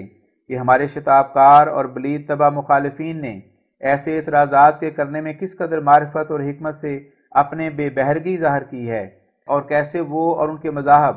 دقائق و حقانیت سے دور پڑے ہوئے ہیں، اور قرآن کریم کیسے اعلیٰ درجہ کے حقائق و معارف و لطائف و نکات اپنی پاک تعلیم میں جمع رکھتا ہے، اور کیوں کر تمام روحانی محاسن اور خوبیوں پر محیط ہو رہا ہے۔ بالآخر ہم دعا کرتے ہیں کہ اے قادر خدا، اے اپنے بندوں کے رہنما، جیسا تو نے اس زمانے کو سنائے جدیدہ کے ظہور و بروز کا زمانہ ٹھہرایا ہے، ایسا ہی قرآن کریم کے حقائق و معارف ان غافل قوموں پر ظاہر کر، اور اب اس زمانے کو اپنی طرف اور اپنی کتاب کی طرف اور اپنی توحید کی طرف کھینچ لے۔ کفر اور شرک بہت بڑھ گیا اور اسلام کم ہو گیا۔ اب اے کریم، مشرق اور مغرب میں توحید کی ایک ہوا چلا اور آسمان پر جذب کا ایک نشان ظاہر کر۔ اے رحیم، تیرے رحم کی ہم سخت محتاج ہیں۔ اے ہادی، تیری ہدایتوں کی ہمیں شدید حاجت ہے۔ مبارک وہ دن جس میں تیرے انوار ظاہر ہوں، کیا نیک ہے وہ گھڑی جس میں تیری فتح کا نکارہ بجے۔ توکلنا علیک ولا حول ولا قوت الا بک وانت العلی العظیم۔ سامعین محترم، اب ہم حاشیے کی طرف چلتے ہیں، جس کا یہ حاشیہ در حاشیہ پڑھا جا رہا تھا، صفحہ نمبر 138 آئینہ کمالات اسلام۔ حضور فرماتے ہیں، کیونکہ فرشتے جو آسمان اور آسمانی اجرام کے لیے جان کی طرح تھے، وہ سب تعلقات کو چھوڑ کر کناروں پر چلے جائیں گے، اور اس دن خدا تعالیٰ کے عرش کو 8 فرشتے اپنے سر پر اور کاندھوں پر اٹھائے ہوئے ہوں گے۔ اس آیت کی تفسیر میں شاہ عبدالعزیز صاحب لکھتے ہیں کہ در حقیقت آسمان کی بقا بباعث ارواح کے ہے، یعنی ملائک کے جو آسمان اور آسمانی اجرام کے لیے بطور روحوں کے ہیں، اور جیسے روح بدن کی محافظ ہوتی ہے اور بدن پر تصرف رکھتی ہے، اسی طرح بعض ملائک آسمان اور آسمانی اجرام پر تصرف رکھتے ہیں، اور تمام اجرام سماوی ان کے ساتھ ہی زندہ ہیں، اور انہی کے ذریعہ سے صدور افعال کواکب ہے۔ پھر جب وہ ملائک جان کی طرح اس قالب سے نکل جائیں گے تو آسمان کا نظام ان کے نکلنے سے درہم برہم ہو جائے گا، جیسے جان کے نکل جانے سے قالب کا نظام درہم برہم ہو جاتا ہے۔ پھر ایک اور آیت قرآن کریم کی بھی اسی مضمون پر دلالت کرتی ہے، اور وہ یہ ہے وَلَقَدْ زَيَّنَّا السَّمَاءَ الدُّنْيَا بِمَصَابِيحَ وَجَعَلْنَاهَا رُجُومًا لِلشَّيَاطِينِ الملک 6، یعنی ہم نے سماء الدنیا کو ستاروں کے ساتھ زینت دی ہے، اور ستاروں کو ہم نے رجم شیاطین کے لیے ذریعہ ٹھہرایا ہے۔ اور پہلے اس سے نص قرآنی سے ثابت ہو چکا ہے کہ آسمان سے زمین تک ہر یک امر کے مقسم اور مدبر فرشتے ہیں۔ اور اب یہ قول اللہ جل شانہ کا کہ شہب ثاقبہ کو چلانے والے وہ ستارے ہیں جو سماع دنیا میں ہیں، بظاہر منافی اور مبائن ان آیات سے دکھائی دیتا ہے جو فرشتوں کے بارے میں آئی ہیں، لیکن اگر بنظر غور دیکھا جائے تو کچھ منافی نہیں،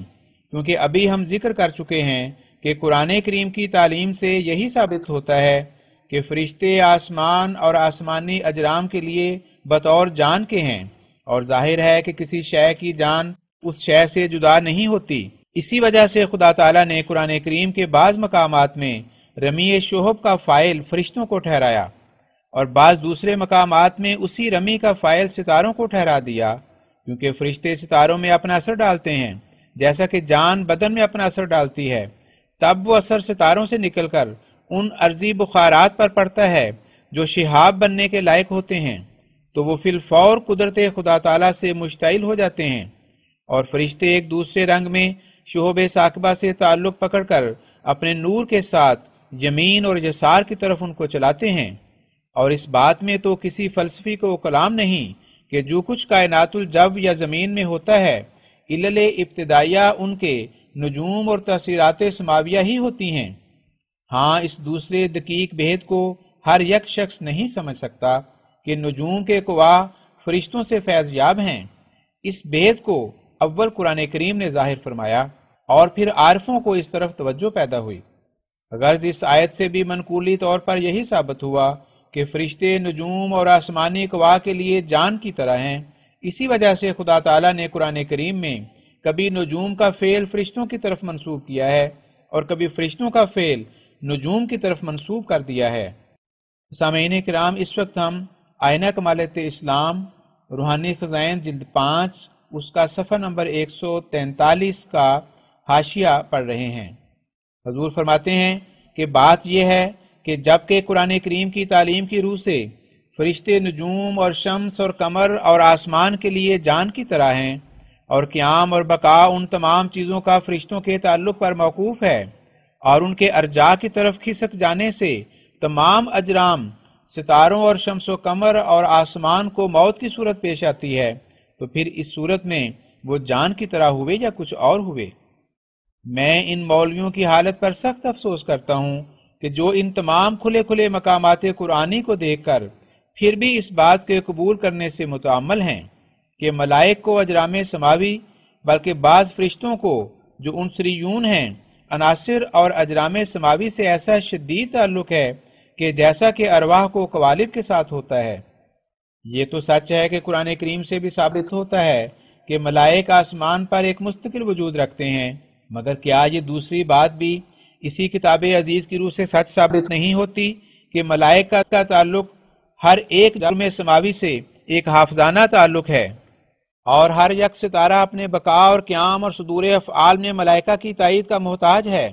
افسوس کہ یہ لوگ جو اپنے تئیں مولوی کہلاتے ہیں یوں تو مسلمانوں کو کافر بنانے کے لیے بڑے سرگرم ہیں، مگر قرآن کریم کی تعالیم مبارکہ حکمیہ کو تدبر اور تعمق کی نظر سے نہیں دیکھتے، پھر حق کے سمجھنے میں کیوں کر کامیاب ہوں؟ وہ قرآن کریم کا ذرا قدر نہیں کرتے، اور اس کو نعوذ باللہ ایک موٹے خیالات کا مجموعہ سمجھتے ہیں، اور قرآن کریم کی اعلیٰ طاقتوں اور حکمتوں اور اس کے دقیق بھیدوں سے بے خبر ہیں۔ یہ تو ہم نے منقولی طور پر ثبوت دیا، لیکن معقولی طور پر اس بات کا ثبوت کہ نظام ظاہری میں جو کچھ امر خیر ہو رہا ہے ان تمام امور کا ظہور و صدور دراصل ملائکہ کے افعال خفیہ سے ہے۔ ان امور پر غور کرنے سے پیدا ہوتا ہے کہ ہر یک چیز سے اللہ جل شانہ وہ کام لیتا ہے جس کام کے کرنے کی اس چیز کو قوتیں عطا کی گئی ہیں۔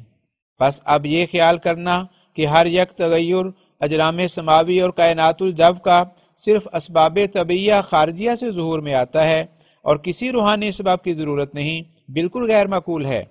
کیونکہ اگر ایسا ہی ہوتا کہ یہ تغیرات اجرام سماوی اور حوادث کائنات الجو جو بڑے بڑے مسالے پر مشتمل اور بنی آدم کی بقا اور صحت اور ضرورات معاشرت کی شر سے ممد و معاون ہیں کہ ان میں افراط اور تفریط نہ پایا جائے،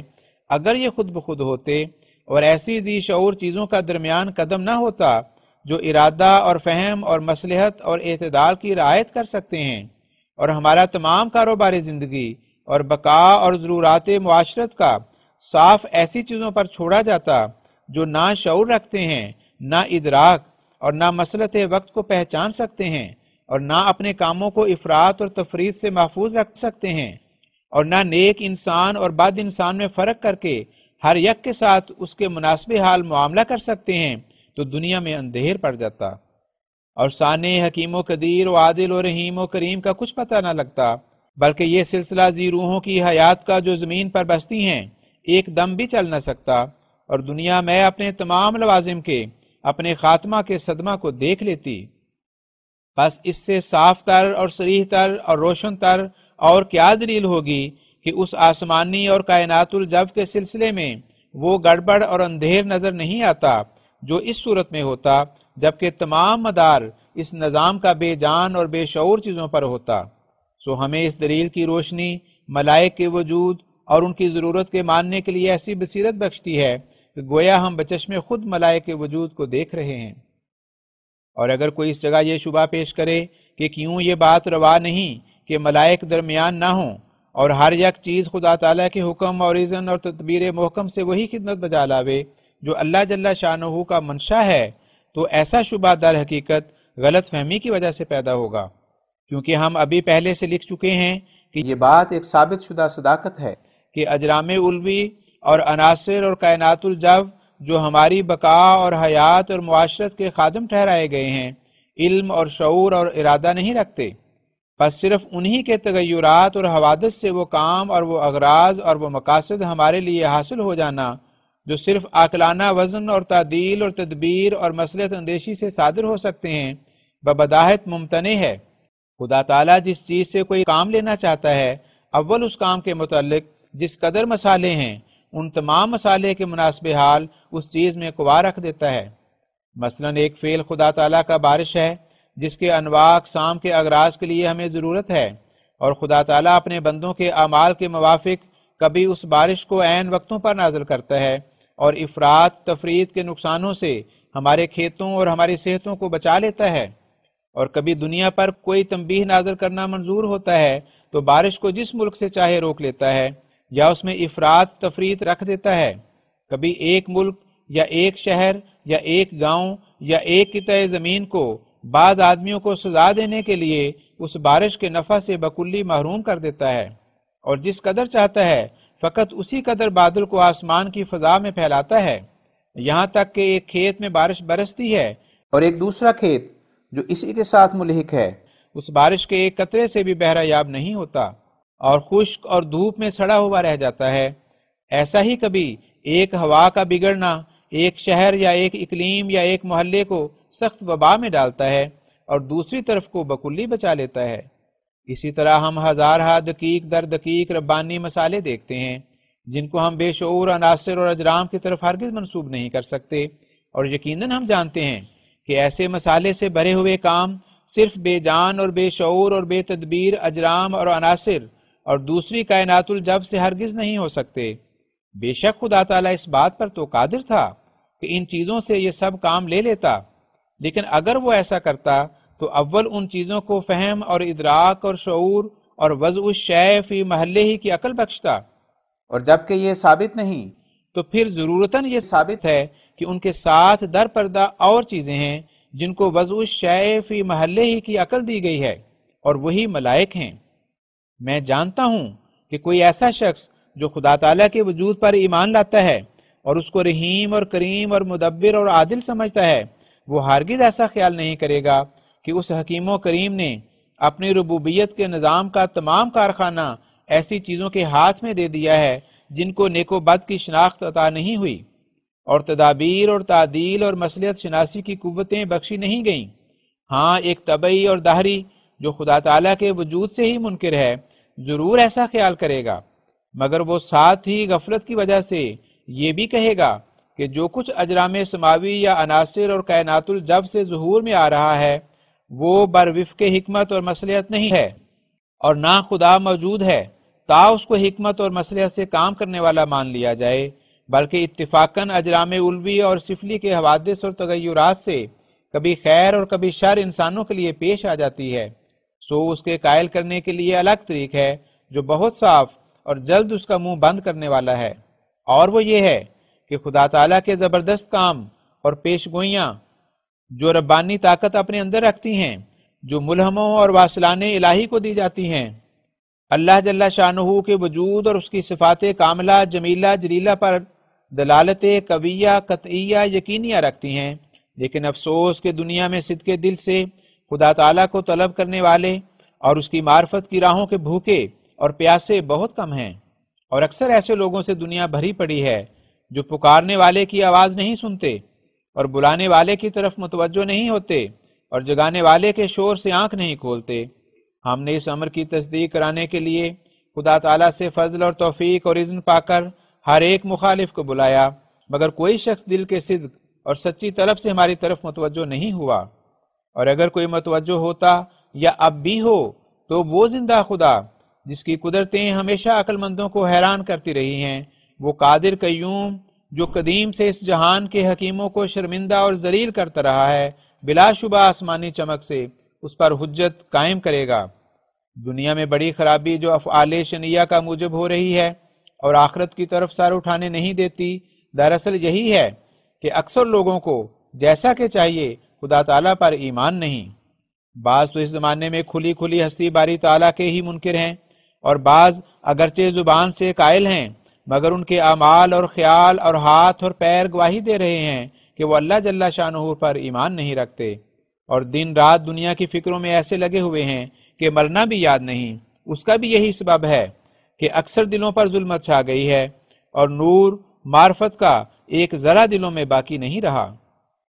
اب واضح ہو کہ ہم ملائک کی ضرورت وجود کا ثبوت بکلی دے چکے، جس کا ماحصل یہ ہے کہ خدا تعالیٰ جو اپنے تنزہ اور تقدس میں ہر یک برتر سے برتر ہے، اپنی تجلیات اور تجلیات میں مظاہر مناسبہ سے کام لیتا ہے، اور چونکہ جسم اور جسمانی چیزیں اپنے ذاتی خواص اور اپنی ہستی کی کامل تقیدات سے مقید ہو کر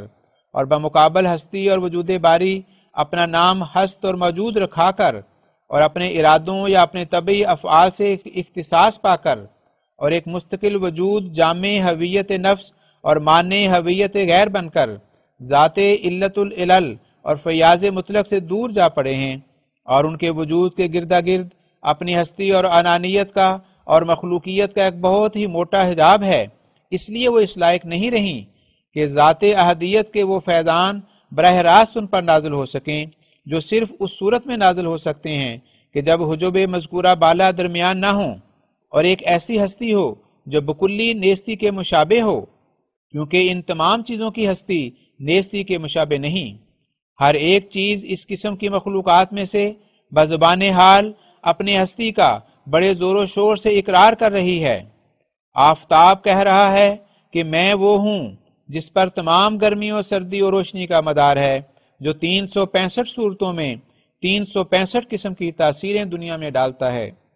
اور اپنی شعاؤں کے مقابلے سے گرمی اور اپنی انحراف شعاؤں سے سردی پیدا کرتا ہے، اور اجسام کے مواد اور اجسام کی شکلوں اور حواس پر اپنی حکومت رکھتا ہے۔ زمین کہہ رہی ہے کہ میں وہ ہوں کہ جس پر ہزارہا ملک آباد ہیں، اور جو طرح طرح کی نباتات پیدا کرتی اور طرح طرح کے جواہر اپنے اندر تیار کرتی اور آسمانی تاثیرات کو عورت کی طرح قبول کرتی ہے۔ آگ بزبان حال کہہ رہی ہے کہ میں ایک جلانے والی چیز ہوں، اور بالخاصیت قوت اور احراق میرے اندر ہے، اور اندھیرے میں قائم مقام آفتاب ہوں۔ اسی طرح زمین کی ہر ایک چیز بزبان حال اپنی ثنا کر رہی ہے۔ مثلا ثنا کہتی ہے کہ میں دوسرے درجے کے آخری حصے میں گرم اور اول درجے میں خشک اور بلغم اور سودا اور صفرا اور اخلاط سوختہ کا مسل ہوں، اور دماغ کی منکی ہوں، اور سرا اور شقیقہ اور جنون اور صدائے کہنا و درد پہلو و ذیق النفس و قولنج و عرق النسا و نکرس و تشنج ازل و داؤ سالب و داؤ الحیہ اور حکہ اور جرب اور بصور کہنا اور اوجائے مفاصل بلغمی و صفراوی مخلوط باہم اور تمام امراض سوداوی کو نافع ہوں۔ اور ریوند بول رہی ہے کہ میں مرکب القوا ہوں اور دوسرے درجے کی پہلی مرتبہ میں گرم اور خشک ہوں، اور بالعرض مبرد بھی بوجہ شدت تحلیل ہوں، اور رطوبات فضلیہ اپنے اندر رکھتی ہوں، مجفف ہوں، قابض ہوں، جالی ہوں، اور منزج اور مقطع مواد لزجہ ہوں، اور سموم باردہ کا تریاک ہوں، خاص کر اقرب کے لیے، اور اخلاط غلیظہ اور رقیقہ کا مسہل ہوں، اور حیض اور بول کی مدر ہوں، اور جگر کو قوت دیتی ہوں، اور اس کے اور نیز تحال اور امعاء کے سدے کھولتی ہوں، اور ریحوں کو تحلیل کرتی ہوں، اور پرانی کھانسی کو مفید ہوں، اور ذیق النفس اور سل اور کرہ ریا و امعاء اور استسقاء کی تمام قسموں، اور جرکان سدی اور اسحال سدی اور ماسریکہ اور ذو سنتاریہ اور تحلیل نفخ اور ریاح اور اورام باردہ احشاء و تخمہ و مغز و بواسیر و نواسیر و تپ ربا کو مفید ہوں۔ اور جدوار کہتی ہے کہ میں تیسرے درجے کے اول مرتبہ میں گرم اور خشک ہوں، اور حرارت غریزی سے بہت ہی مناسبت رکھتی ہوں، اور مفرع اور مقوی قوا اور اعضائے رئیسہ دل اور دماغ اور کبد ہوں، اور احشاء کی تقویت کرتی ہوں، اور تمام گرم اور سرد زہروں کا تریاک ہوں، اور اسی وجہ سے زرمباد اور مشک اور زنجبیل کا قلیل حصہ اپنے ساتھ ملا کر تیزاب گو گرد اور آب کاکلا سفید اور آب پودینہ اور آب بادیان کے ساتھ حیضہ وبائی کو باذن اللہ بہت مفید ہوں، اور مسکن اوجاع اور مقوی باصرہ ہوں، اور تفتیت حسات اور قلع کولنج و اسر البول و رفع تپ ربا میں نفع رکھتی ہوں،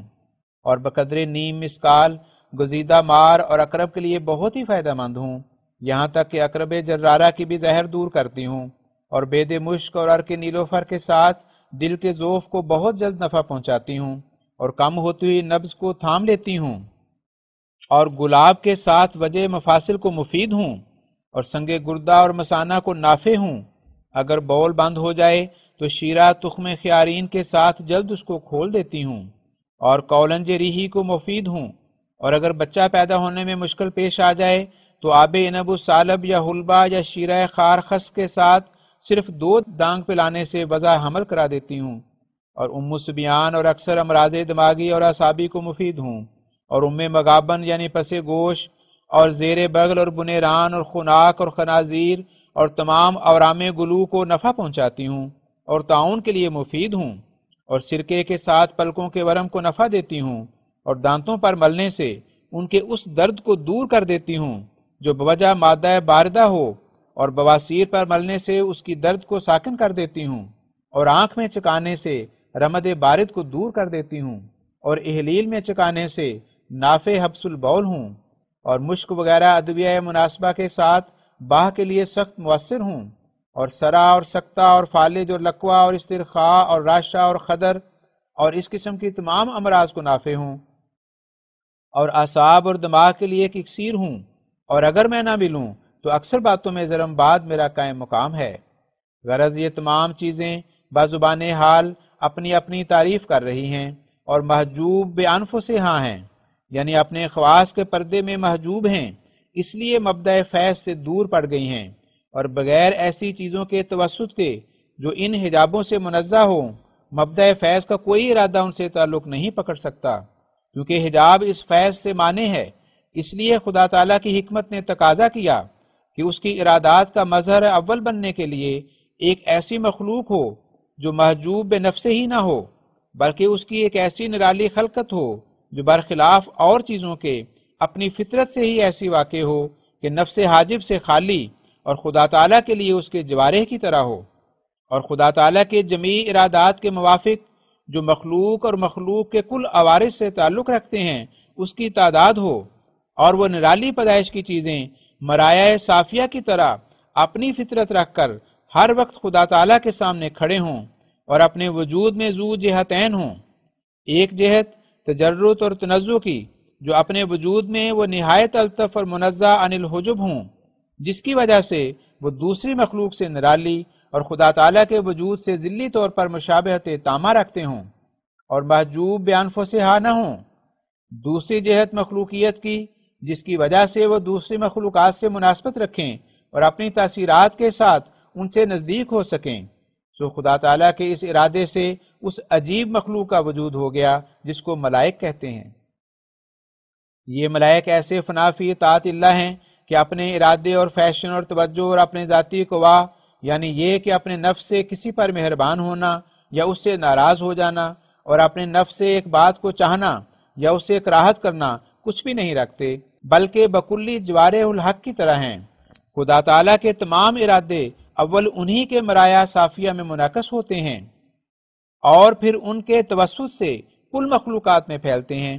چونکہ خدا تعالیٰ بوجہ اپنے تقدس تام کے نہایت تجرد اور تنزع میں ہے، اس لیے وہ چیزیں جو انانیت اور ہستی محجوبہ کی کثافت سے خالی نہیں اور محجوب بانفسہا ہیں، اس مبدأ فیض سے کچھ مناسبت نہیں رکھتی، اور اسی وجہ سے ایسی چیزوں کی ضرورت پڑی جو من وجہن خدا تعالیٰ سے مناسبت رکھتی ہوں اور من وجہن اس کی مخلوق سے، تا اس طرف سے فیضان حاصل کریں اور اس طرف پہنچا دیں۔ یہ تو ظاہر ہے کہ دنیا کی چیزوں میں سے کوئی چیز بھی اپنے وجود اور قیام اور حرکت اور سکون اور اپنے تغیرات ظاہری اور باطنی اور اپنے ہر یک خاصہ کے اظہار اور اپنے ہر یک عرض کے اخذ یا ترک میں مستقل بالذات نہیں، بلکہ اس ایک ہی حی و قیوم کے سہارے سے یہ تمام کام مخلوق کے چلتے ہیں۔ اور بظاہر اگرچہ یہی نظر آتا ہے کہ ہم اپنے کاموں میں کسی غیبی مدد کے محتاج نہیں، جب چاہیں حرکت کر سکتے ہیں اور جب چاہیں ٹھہر سکتے ہیں اور جب چاہیں بول سکتے ہیں اور جب چاہیں چپ کر سکتے ہیں، لیکن ایک عارفانہ نظر کے ساتھ ضرور کھل جائے گا کہ ہم اپنی ان تمام حرکات و سکنات اور سب کاموں میں غیبی مدد کے ضرور محتاج ہیں۔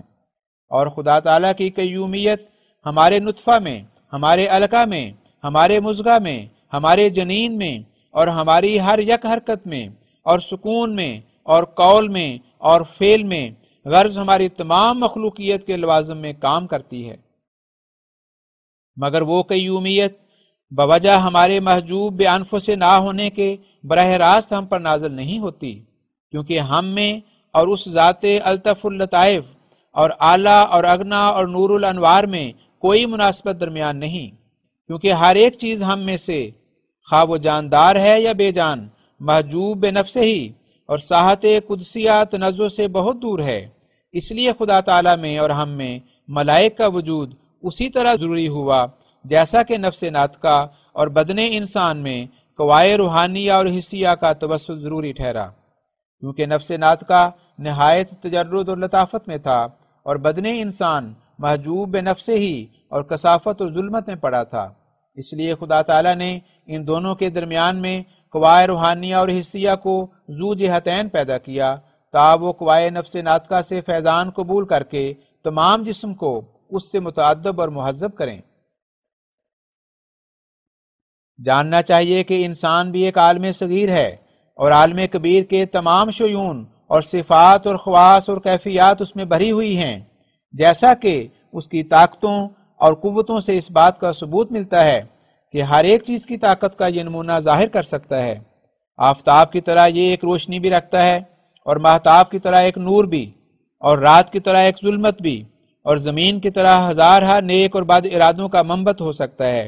اور درختوں کی طرح نشو و نما رکھتا ہے اور اپنی قوت جاذبہ کے ساتھ ہر ایک چیز کو اپنی طرف کھینچ رہا ہے۔ اور ایسا ہی اس کا عالم صغیر ہونا اس طرح بھی ثابت ہوتا ہے کہ یہ اپنے کشوف صادقہ اور رویا صالحہ کے وقت عالم کبیر کی ہر ایک چیز کو اپنے اندر پاتا ہے، کبھی اپنے کشفوں اور خوابوں میں چاند دیکھتا ہے، کبھی سورج، کبھی ستارے، کبھی طرح طرح کی نہریں اور باغ اور کبھی آگ اور ہوا وغیرہ، اور زیادہ تر عجیب یہ کہ کبھی اپنے رویا صالحہ اور کشوف صادقہ میں ایسا پاتا ہے کہ آپ ہی سورج بن گیا یا آپ ہی چاند ہو گیا ہے یا آپ ہی زمین ہے جس پر ہزارہ ملک آباد ہیں۔ پس ان دلائل سے ثابت ہوتا ہے کہ انسان بلا شبہ ایک عالم صغیر ہے جو اپنے نفس میں عالم کبیر کا ہر یک نمونہ رکھتا ہے، اور یہ نہایت عمدہ طریق ہے کہ جب عالم کبیر کے عجائبات دقیقہ میں سے کوئی سر مخفی سمجھ نہ آوے تو عالم صغیر کی طرف رجوع کیا جاوے اور دیکھا جاوے کہ وہ اس میں کیا گواہی دیتا ہے، کیونکہ یہ دونوں عالم مرایا متقابلہ کی طرح ہیں، اور جس عالم کو ہم نے بجزیات ہی دیکھ لیا ہے اس کو ہم دوسرے عالم کی تشخیص کے لیے ایک پیمانہ ٹھہرا سکتے ہیں، اور بلا شبہ اس کی شہادت ہمارے لیے موجب اطمینان ہو سکتی ہے۔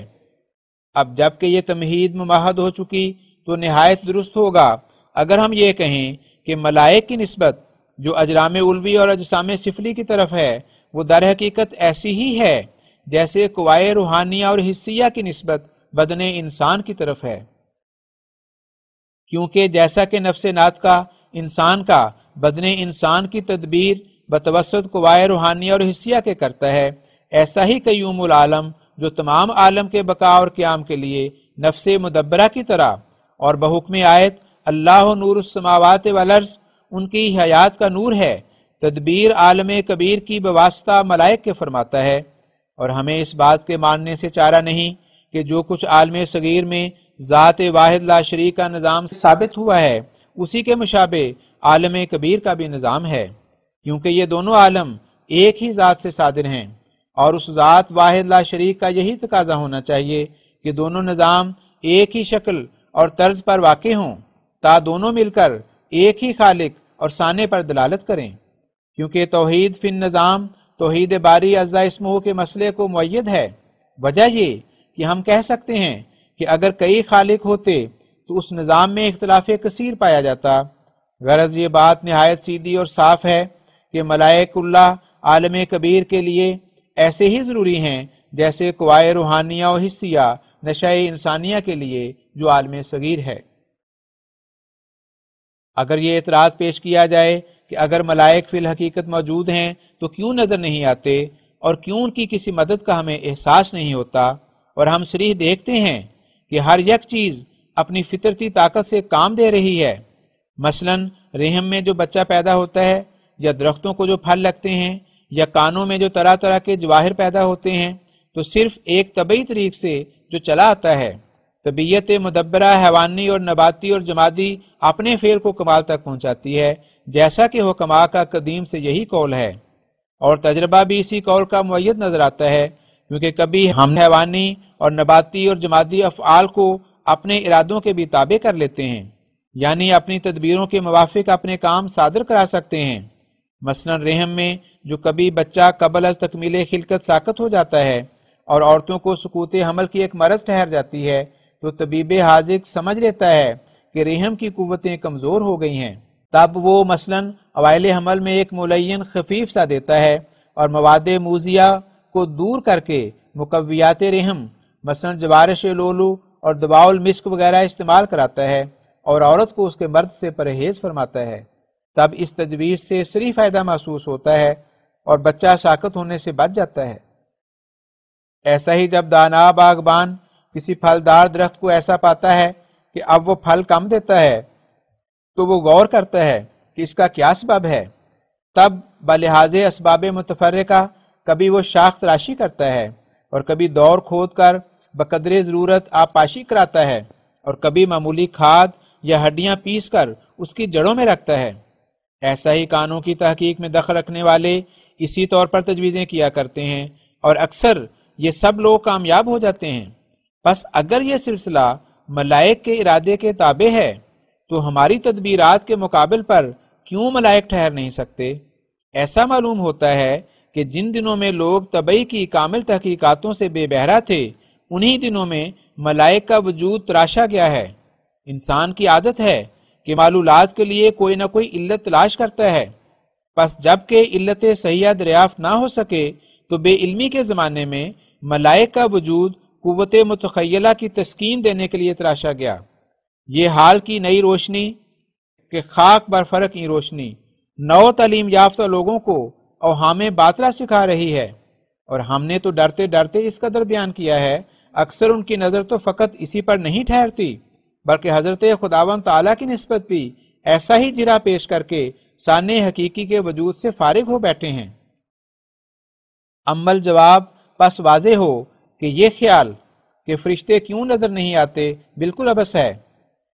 سامعین، اس وقت ہم آئینہ کمالات اسلام روحانی خزائن جلد 5 اس کا صفحہ نمبر 181 حاشیے کا مضمون پڑھ رہے ہیں۔ فرشتے خدا تعالیٰ کے وجود کی طرح نہایت لطیف وجود رکھتے ہیں، پس کس طرح ان آنکھوں سے نظر آویں؟ کیا خدا تعالیٰ جس کا وجود ان فلسفیوں کے نزدیک بھی مسلم ہے ان فانی آنکھوں سے نظر آتا ہے؟ ماں سوا اس کے یہ بات بھی درست نہیں کہ کسی طرح نظر ہی نہیں آ سکتے، کیونکہ عارف لوگ اپنے مکاشفات کے ذریعہ سے جو اکثر بیداری میں ہوتے ہیں فرشتوں کو روحانی آنکھوں سے دیکھ لیتے ہیں اور ان سے باتیں کرتے ہیں اور کئی علوم ان سے اخذ کرتے ہیں۔ اور مجھے قسم ہے اس ذات کی جس کے ہاتھ میں میری جان ہے، اور جو مفتری کذاب کو بغیر ذلیل اور معذب کرنے کے نہیں چھوڑتا، کہ میں اس بیان میں صادق ہوں کہ بارہا عالم کشف میں نے ملائک کو دیکھا ہے اور ان سے بعض علوم اخذ کیے ہیں اور ان سے گزشتہ یا آنے والی خبریں معلوم کی ہیں جو مطابق واقعہ تھیں۔ پھر میں کیوں کر کہوں کہ فرشتے کسی کو نظر نہیں آ سکتے؟ بلا شبہ نظر آ سکتے ہیں، مگر اور آنکھوں سے۔ اور جیسے یہ لوگ ان باتوں پر ہنستے ہیں، عارف ان کی حالتوں پر روتے ہیں۔ اگر صحبت میں رہیں تو کشفی طریقوں سے مطمئن ہو سکتے ہیں، لیکن مشکل تو یہی ہے کہ ایسے لوگوں کی کھوپڑی میں ایک قسم کا تکبر ہوتا ہے۔ وہ تکبر انہیں اس قدر بھی اجازت نہیں دیتا کہ انکسار اور تذلل اختیار کر کے طالب حق بن کر حاضر ہو جائیں۔ اور یہ خیالات کہ ہمیں فرشتوں کے کاموں کا کیوں کچھ احساس نہیں ہوتا، دراصل پہلے اعتراض کی ایک فرع ہیں۔ محجوب ہونے کی حالت میں جیسے فرشتے نظر نہیں آتے اور جیسے خدا تعالیٰ کا بھی کچھ پتہ نہیں لگتا، صرف اپنے خیالات پر سارا مدار ہوتا ہے، ایسا ہی فرشتوں کے کاموں کا بھی جو روحانی ہے کچھ احساس نہیں ہوتا۔ اس جگہ یہ مثل ٹھیک آتی ہے کہ ایک اندھے نے آفتاب کے وجود کا انکار کر دیا تھا کہ ٹٹولنے سے اس کا کچھ پتہ نہیں ملتا۔ تب آفتاب نے اس کو مخاطب کر کے کہا کہ اے اندھے، میں ٹٹولنے سے معلوم نہیں ہو سکتا کیونکہ تیرے ہاتھوں سے بہت دور ہوں۔ تو یہ دعا کر کہ خدا تعالیٰ تجھ کو آنکھیں بخشے، تب تو آنکھوں کے ذریعہ سے مجھے دیکھ لے گا۔ اور یہ خیال کہ اگر مدبرات اور مقسمات امر فرشتے ہیں تو پھر ہماری تدبیریں کیوں پیش جاتی ہیں، اور کیوں اکثر امور ہمارے معالجات اور تدبیرات سے ہماری مرضی کے موافق ہو جاتے ہیں، تو اس کا یہ جواب ہے کہ وہ ہمارے معالجات اور تدبیرات بھی فرشتوں کے دخل اور القاء اور الہام سے خالی نہیں ہیں۔ جس کام کو فرشتے باذن تعالیٰ کرتے ہیں وہ کام اس شخص یا اس چیز سے لیتے ہیں جس میں فرشتوں کی تحریکات کے اثر کو قبول کرنے کا فطرتی مادہ ہے۔ مثلا فرشتے جو ایک کھیت یا ایک گاؤں یا ایک ملک میں باذن تعالیٰ پانی برسانا چاہتے ہیں تو وہ آپ تو پانی نہیں بن سکتے اور نہ آگ سے پانی کا کام لے سکتے ہیں، بلکہ بادل کو اپنی تحریکات جاذبہ سے محل مقصود پر پہنچا دیتے ہیں اور مدبرات امر بن کر جس کم اور کیف اور حد اور اندازے تک ارادہ کیا گیا ہے برسا دیتے ہیں۔ بادل میں وہ تمام قوتیں موجود ہوتی ہیں جو ایک بے جان اور بے ارادہ اور بے شعور چیز میں با اعتبار اس کے جمادی حالت اور عنصری خاصیت کے ہو سکتے ہیں۔ اور فرشتوں کی منصبی خدمت دراصل تقسیم اور تدبیر ہوتی ہے، اسی لیے وہ مقسمات اور مدبرات کہلاتے ہیں۔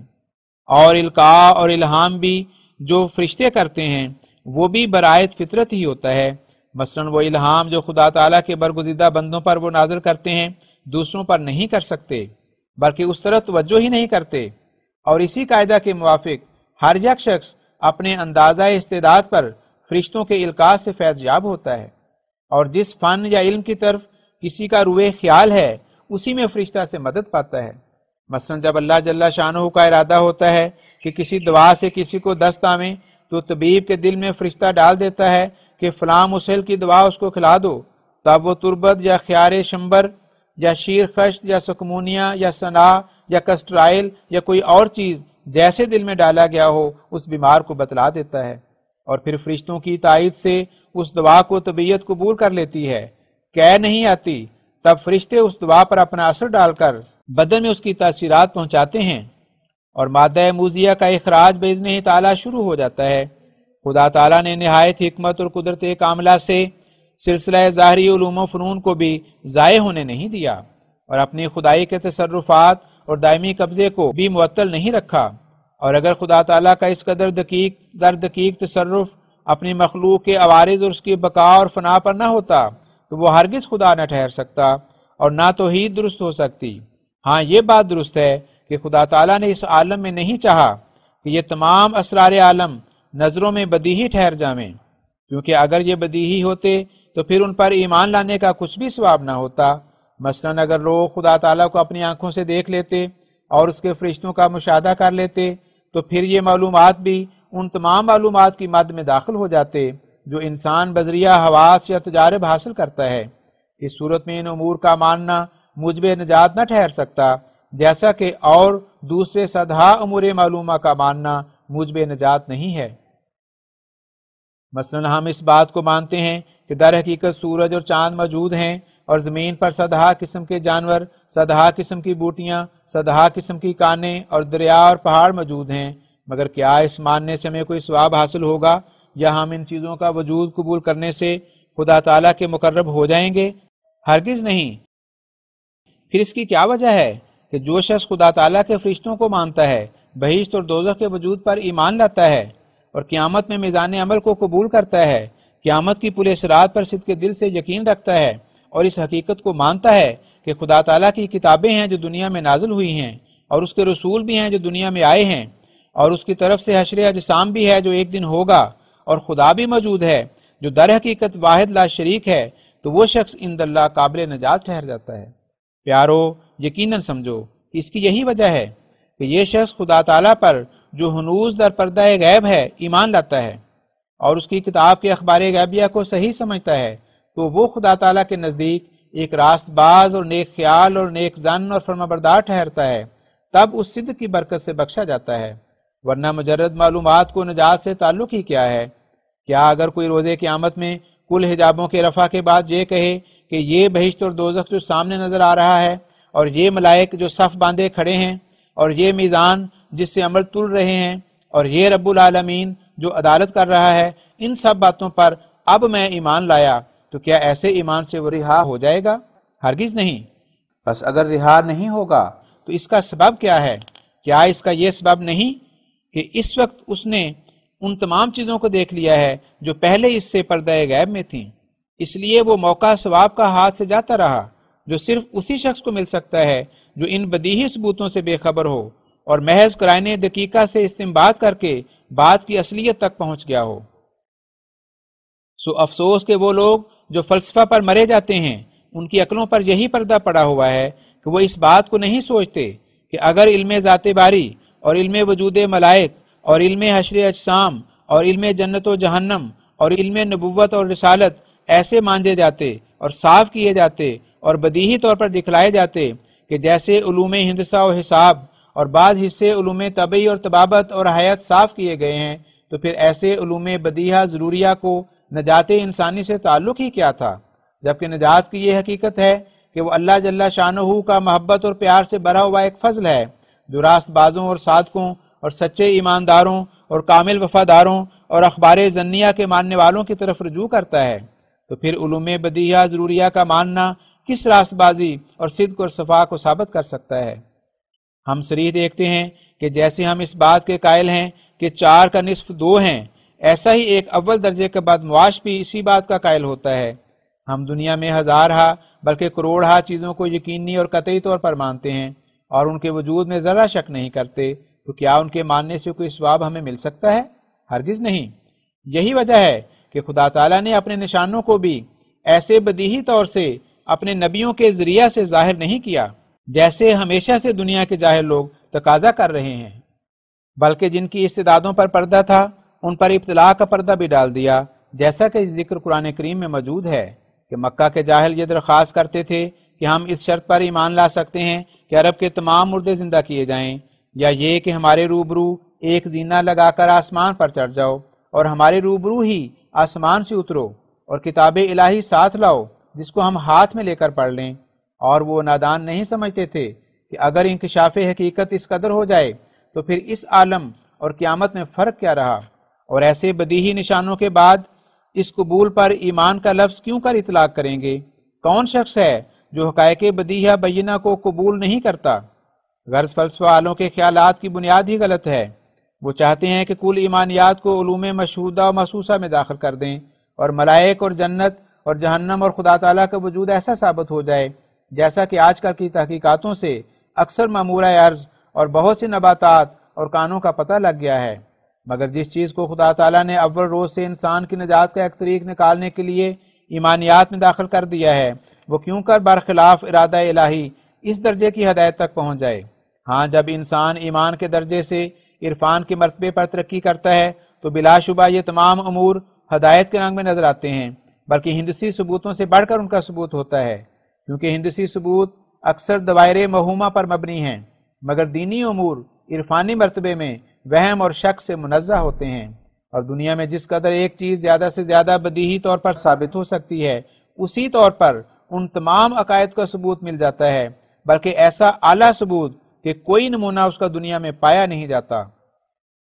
مگر کم وقت انسان ان راہوں کی طرف ذرا رغبت نہیں کرتا اور ان راہوں سے حق الیقین تک پہنچنا چاہتا ہے جو خدا تعالیٰ کے قدیم قانون قدرت نے وہ راہیں ان امور کے دریافت کے لیے مقرر نہیں کی۔ اس کی ایسی ہی مثال ہے کہ جیسے کوئی شیرینی کو آنکھ پر رکھ کر اس کا میٹھا یا کڑوا ہونا امتحان کرے، یا آنکھوں کو بند کر کے کانوں سے دیکھنے کا کام لینا چاہے، مگر یاد رہے کہ یہ بات بھی نہیں کہ ایمانی مرتبے میں خدا تعالیٰ نے ان تمام امور کے تسلیم کرانے میں اپنے بندوں کو صرف تکلیف مالا یطاق دینا چاہا ہے، بلکہ ان کی تسلیم کے لیے براہین لطیفہ دیے ہیں جن پر ایک سلیم العقل نظر غور ڈال کر ایک حصہ وافر یقین کا حاصل کر سکتا ہے۔ مثلاً گو ایمانی مرتبے میں خدا تعالیٰ پر ایمان لانا ایک ایمان بالغیب ہے، مگر قرآن کریم کو دیکھو، اس سانے کا وجود ثابت کرنے کے لیے کس قدر استدلالات اور براہین شافیہ سے بھرا ہوا ہے۔ ایسا ہی اگرچہ یہ تو نہیں کہ ہم ملائک کو کسی منکر کے ہاتھ میں پکڑا دیں